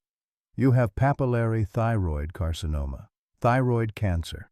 Though she had been bracing for bad news, the actual words hit Sarah like a physical blow. "Cancer," she repeated numbly. "Like Dad." "A very different type," Dr. Miller clarified quickly. "Thyroid cancer is generally much more treatable than lung cancer, especially when caught early." He leaned forward, his gaze steady and reassuring. "And thanks to Max, we have caught it early."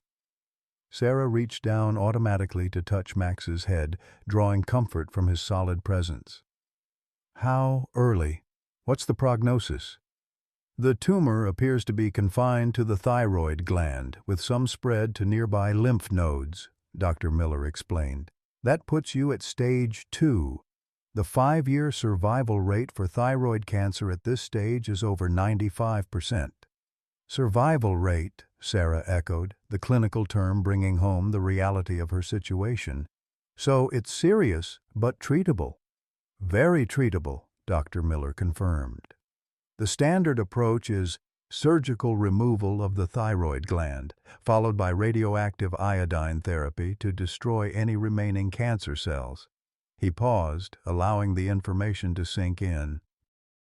"Sarah, if Max hadn't alerted you to this, you might not have noticed symptoms until the cancer had progressed much further. As your father suspected, his dog may have saved your life." At these words, Max shifted closer to Sarah, his warm weight against her leg, an anchor in the storm of emotions threatening to overwhelm her. She thought of Jack's final conversation with Tyler, his insistence that Max would look after her. Had he somehow known, or at least suspected, what the German shepherd had detected? "Dad tried to warn me," Sarah said softly, "before he died. He told Tyler that Max had been alerting on me, that I should get checked after he was gone. She looked down at the German Shepherd with newfound wonder. I didn't listen right away, but Max kept trying to tell me. Dr. Miller nodded, unsurprised. Jack was very observant, especially when it came to Max's behavior. And Max's cancer detection abilities are well documented from his time at Riverside. He smiled slightly. Your father knew what he was doing when he brought that dog home. The realization struck Sarah with stunning clarity. Jack's insistence on reuniting with Max hadn't been solely about fulfilling an old promise or finding comfort in his final days. It had been about ensuring his daughter would have protection after he was gone, protection of a very specific kind. He knew, Sarah whispered, tears filling her eyes. Somehow, he knew. Max pressed against her more firmly, sensing her emotional distress. His steadying presence seemed to communicate what words could not. You are not alone in this. I am here, as your father wanted me to be. Doctor. Miller allowed her a moment to process this revelation before continuing with the medical details. I'd like to schedule you for surgery as soon as possible. Dr. Levine is an excellent thyroid surgeon, and she has an opening next week. Sarah nodded, trying to focus on the practical aspects of her diagnosis. What about afterward? The radioactive treatment you mentioned? That would come a few weeks after surgery, Dr. Miller explained. It's an outpatient procedure, but there are some special precautions. He glanced at Max, including temporary separation from pets and family members. Separation? Sarah repeated, alarmed at the thought of being away from Max during treatment. The radioactive iodine remains in your system for a period of time, Dr. Miller clarified. Standard protocol requires limited contact with others for about a week after treatment. Max would need to stay elsewhere during that time. Sarah absorbed this information, her hands still resting on Max's head. The German Shepherd had become her emotional support system since Jack's death. The thought of facing cancer treatment without him, even temporarily, was daunting. Linda Patterson might take him back at Riverside during that period, she suggested half-heartedly. Or Tyler might be able to come home for a week. Dr. Miller nodded encouragingly. There are options. The important thing is that we've caught this early, thanks to Max's alerting and your father's foresight. He closed her file, his expression softening from professional to personal. Jack would be relieved to know you're getting proper treatment. He worried about you constantly, especially after your mother passed. He never said, Sarah murmured. Though she wasn't surprised, Jack Sullivan had always carried his concerns privately, revealing them only when absolutely necessary. He was from a generation that believed in quiet watchfulness, Dr. Miller replied, protecting without alarming. He glanced at Max with newfound respect. Seems his partner shared that philosophy. As Sarah left the office with Max at her side, the weight of her diagnosis settled more fully upon her. Cancer, the same disease that had taken her father, though in a different and more treatable form.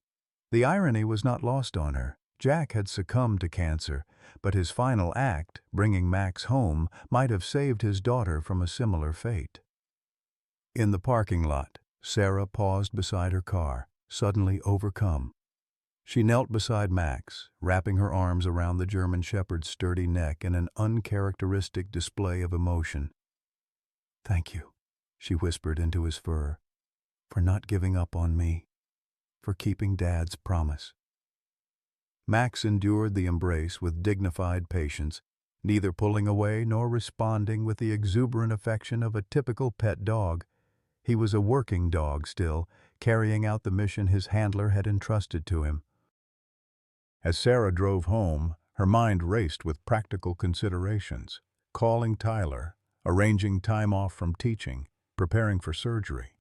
But beneath these concerns ran a deeper current of understanding about the legacy her father had left her, not just in the form of his home or possessions, but in this extraordinary partnership with a dog who had extended his protective reach beyond death itself.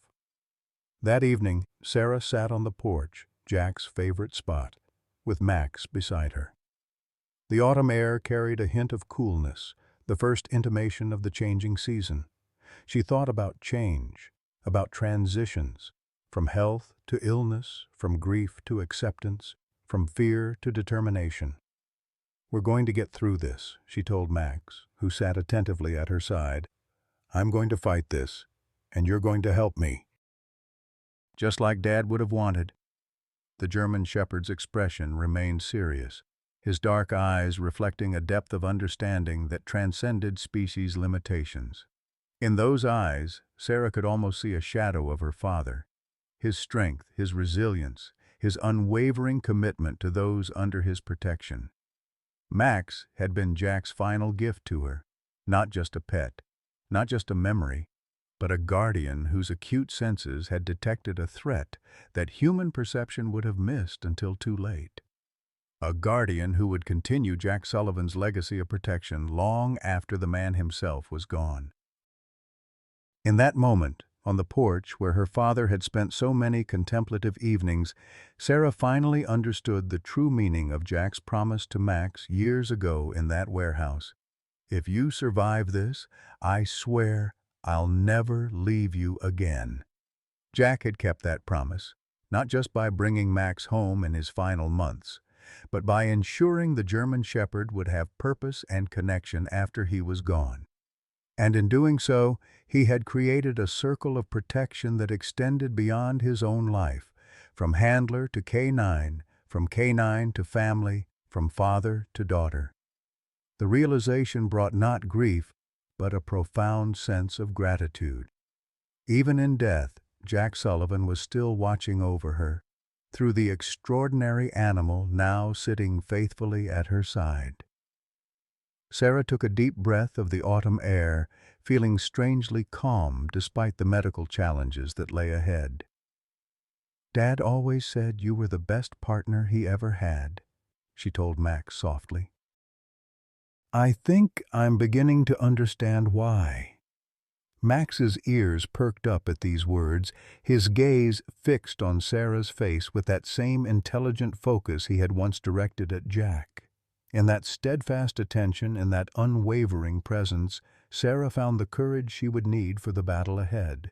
Cancer had taken her father, but thanks to Jack's foresight and Max's remarkable abilities, it would not take her, not without a fight, not without the protection of a promise that had transcended even death itself. 6 months had passed since Sarah's thyroid surgery, and spring was returning to Riverdale. The Bradford pear trees lining Main Street had erupted in clouds of white blossoms, and daffodils nodded their yellow heads in gardens throughout the neighborhood. Life was renewing itself, a reflection of Sarah's own journey toward recovery. The battle had not been easy. The surgery to remove her thyroid gland had been followed by radioactive iodine treatment, a procedure that had necessitated a week of isolation from Max and all human contact. That separation had proven more difficult than Sarah had anticipated, despite Linda Patterson's assurance that Max would be well cared for at Riverside during her treatment. "He understands more than you might think," Linda had told her when she'd arrived to collect Max for his temporary stay. "Working dogs are used to separations for mission purposes. He'll be waiting when you return." And indeed, their reunion after that challenging week had been a moment of pure joy amid the medical ordeal. Max had greeted Sarah with uncharacteristic exuberance, pressing against her legs and whining softly, his most demonstrative display of affection since Jack's passing. Now, with her final scan showing no evidence of disease, Sarah stood at her father's grave in the Veterans Cemetery, Max sitting attentively beside her. She had come to share the news, to express a gratitude that extended beyond words. "Clean bill of health, Dad," she said softly, placing a small stone atop the headstone, a tradition her father had always observed when visiting his own father's grave. "Dr. Miller says the prognosis is excellent, no sign of recurrence." Max watched her with those intelligent eyes, his presence a living connection to the man who lay beneath the granite marker. The German Shepherd had accompanied Sarah to every doctor's appointment, every follow-up scan, maintaining his protective vigilance throughout her treatment journey. "I wouldn't be here without him," Sarah continued, glancing down at Max. "Without both of you, really. Your last gift to me was the one that saved my life." The morning air was cool and sweet with the scent of newly mown grass. In the distance, an American flag snapped in the breeze atop its pole, overlooking the neat rows of markers that commemorated lives of service. Jack Sullivan's place among them seemed fitting, one more guardian at rest after a lifetime of protection. Sarah knelt to straighten the small arrangement of spring flowers she had brought, then rose with renewed purpose. Today was not just about honoring the past, it was about embracing the future that her father's foresight had made possible. "I think you'd be proud of what we're doing, Dad," she said, her voice stronger now. "The foundation is officially launching next month. Tyler's flying in for the ceremony." The Jack Sullivan K9 Foundation had begun as a simple idea during Sarah's recovery, a way to honor her father's memory while addressing the needs of retired police dogs. With Tyler's enthusiasm and Linda Patterson's expertise, the concept had quickly gained momentum, attracting support from law enforcement agencies throughout Kentucky. "We've already secured funding for medical care for 15 retired K9s, Sarah continued, sharing the news as if Jack could hear. "And we're working on a placement program to match retired dogs with suitable homes, especially veterans who might benefit from their companionship." Max shifted slightly at the mention of the foundation, as if recognizing his role in its creation. He had become something of a mascot for the organization, his story of loyalty and life-saving intervention serving as powerful testimony to the value of these highly trained animals beyond their official service years. Sarah checked her watch, a practical gesture that helped her maintain composure during these graveside visits. "We should go," she told Max. "Linda's expecting us at Riverside for the training evaluation." As they walked back to the car, Sarah reflected on the unexpected path her life had taken since Jack's death. Teaching remained her profession, but the foundation work had become an increasingly important part of her life, a legacy project that connected her to her father in ways she hadn't anticipated. Tyler had embraced the Foundation's mission with equal passion, using his military connections to develop a program specifically focused on pairing retired K9s with veterans suffering from PTSD. His own bond with Max had inspired this initiative, a recognition that the discipline and loyalty of these working dogs offered unique benefits to those struggling with the invisible wounds of service. The drive to Riverside K9 Retirement Center took them through the Kentucky countryside, now lush with spring greenery. Max sat alertly in the passenger seat, his attention divided between the passing landscape and Sarah. Always aware, always vigilant. Linda was waiting for them in the center's main training yard, clipboard in hand and a warm smile on her face. "Right on time," she greeted them as Sarah parked. "We've got 5 potential handlers coming today for the evaluation." The evaluation session was a key component of the Foundation's placement program, a careful process of matching retired K9s with suitable handlers. Today's candidates were all veterans, men and women looking for companionship, but also purpose as they adjusted to civilian life. "Max will help demonstrate the training protocols," Linda explained as they walked toward the yard where several retired police dogs waited with staff members. "He's our gold standard for successful transition." Sarah nodded, feeling a surge of pride as Max walked perfectly at heel beside her, his bearing still professional despite his years away from active duty. At 10 years old, he showed some signs of aging, more gray around his muzzle, a slight stiffness in his hip on cold mornings, but his intelligence and training remained undiminished. The evaluation session unfolded with the precision of a well-planned operation.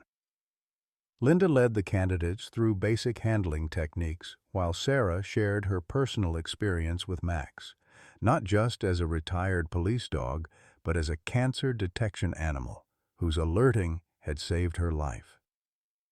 These dogs have abilities and training that extend far beyond their official service years, she explained to the attentive group. With the right handler, they can continue to serve in different but equally meaningful ways. As the candidates took turns working with the available dogs, Sarah observed the interactions carefully.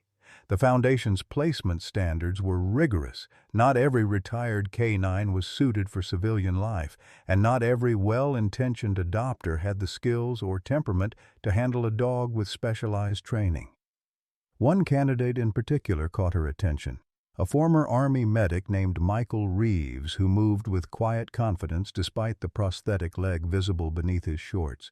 He handled each dog with natural authority tempered by genuine respect, establishing rapport without forcing connection. "He's good," Linda murmured, following Sarah's gaze. "Has the right energy, calm but assertive." Sarah nodded agreement. "Which dog do you think would be the best match for him?" Linda consulted her clipboard.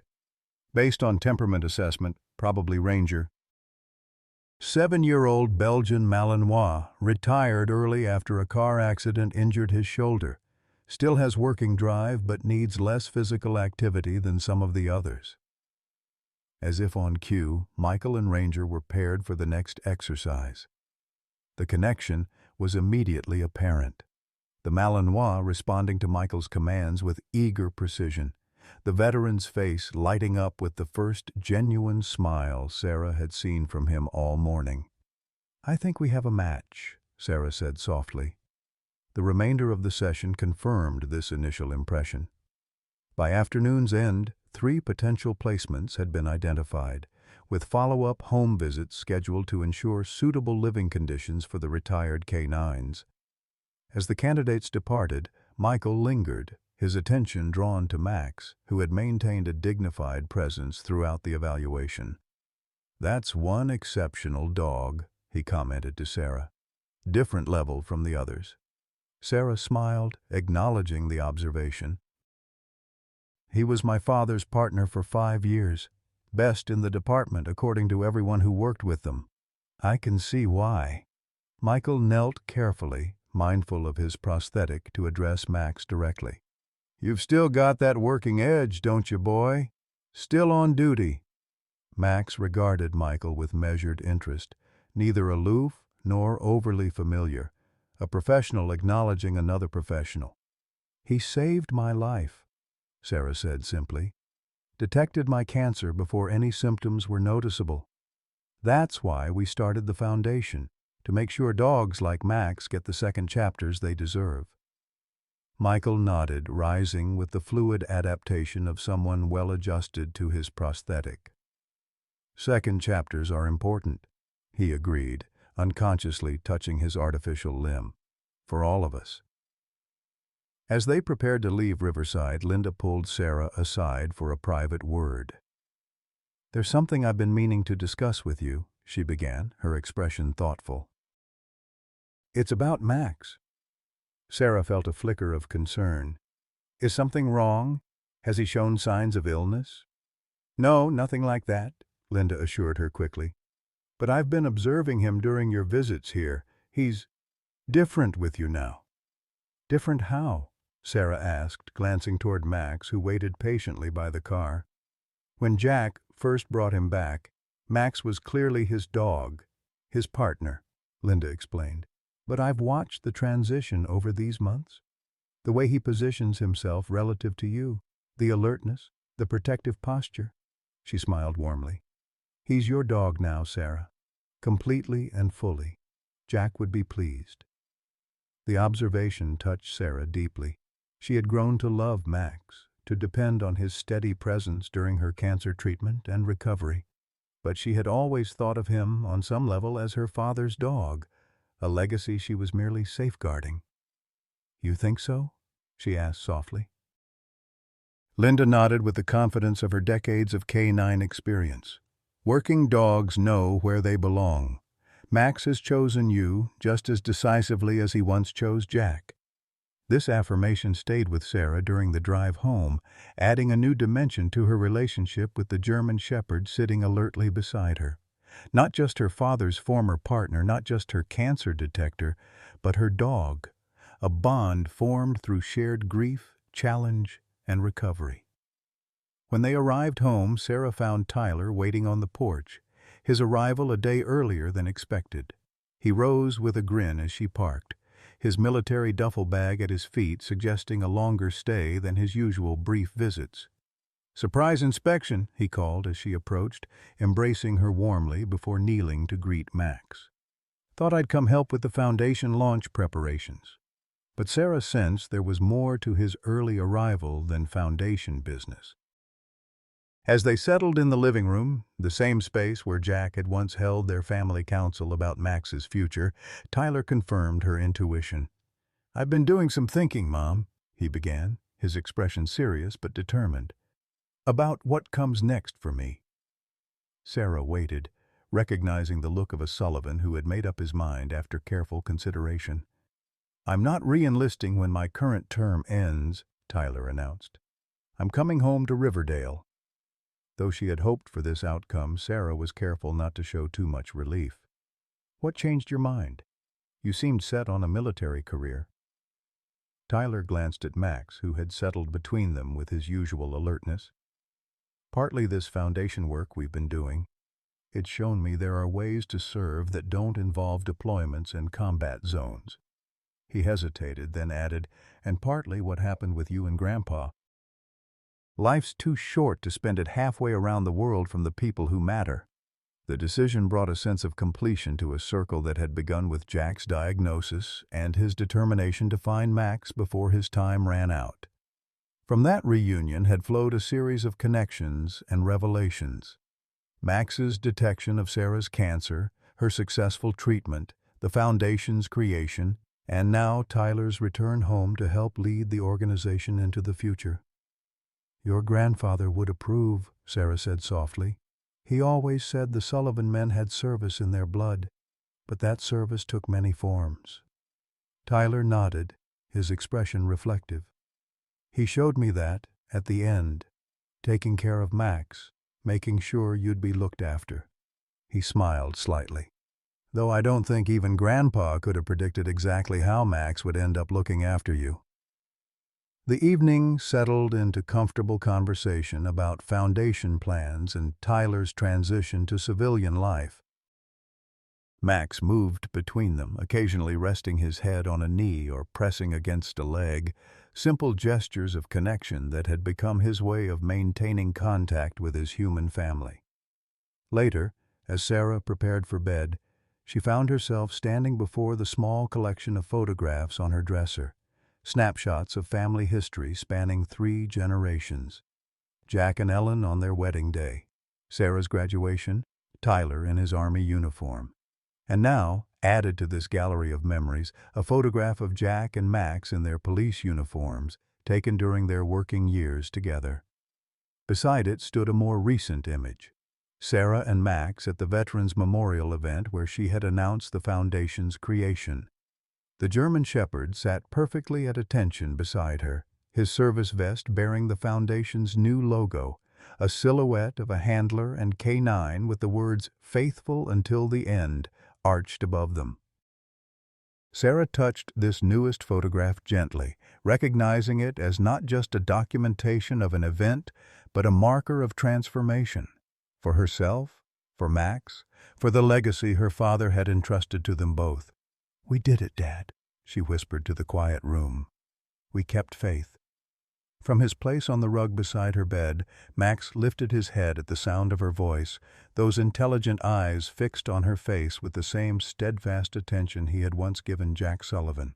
In that gaze, Sarah found the reassurance she had come to depend on, the silent promise that whatever challenges tomorrow might bring, she would not face them alone. Outside, spring rain began to fall softly on Riverdale, nourishing the earth where Jack Sullivan rested, and the new growth emerging in the world he had left behind. In the gentle rhythm of the rainfall, In the steady breathing of the dog who had bridged past and present, Sarah felt the continuation of her father's protection. A circle unbroken, a promise kept, a love that extended beyond the boundaries of life itself. Max sighed contentedly as Sarah finally turned out the light, both of them settling into the peaceful rhythms of a household at rest. Tomorrow would bring new tasks, foundation work, school responsibilities, training sessions. But tonight, in the quiet darkness, they had earned their repose, guardian and guarded, bound by a loyalty that had transcended even death. In this moment of peaceful connection, in this home where grief had given way to purpose, the legacy of Jack Sullivan lived on, not just in memories or photographs, but in the continuing bond between a remarkable dog and the family he had been entrusted to protect, faithful until the end and beyond. In Faithful Until the End, we discover how bonds of loyalty transcend even our darkest moments. Like Jack Sullivan, many of us worry about those we'll leave behind, our children, our legacy, our purpose. But Jack's story reminds us that love finds a way.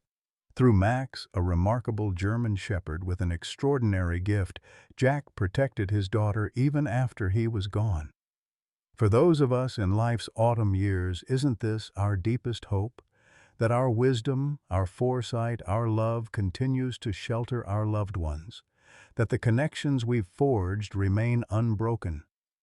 Sarah's journey from skeptic to believer mirrors our own struggles with change and loss, yet shows how unexpected blessings emerge from our greatest sorrows. When life seems to be ending, new chapters begin. When did you last experience an unexpected blessing that changed your perspective on aging or loss? How has a faithful companion, whether human or animal, helped you through life's darkest valleys? Share your story in the comments below. Your experiences matter, and like Max's steadfast presence, your wisdom offers guidance to others walking similar paths. Remember, some bonds truly are faithful until the end and beyond.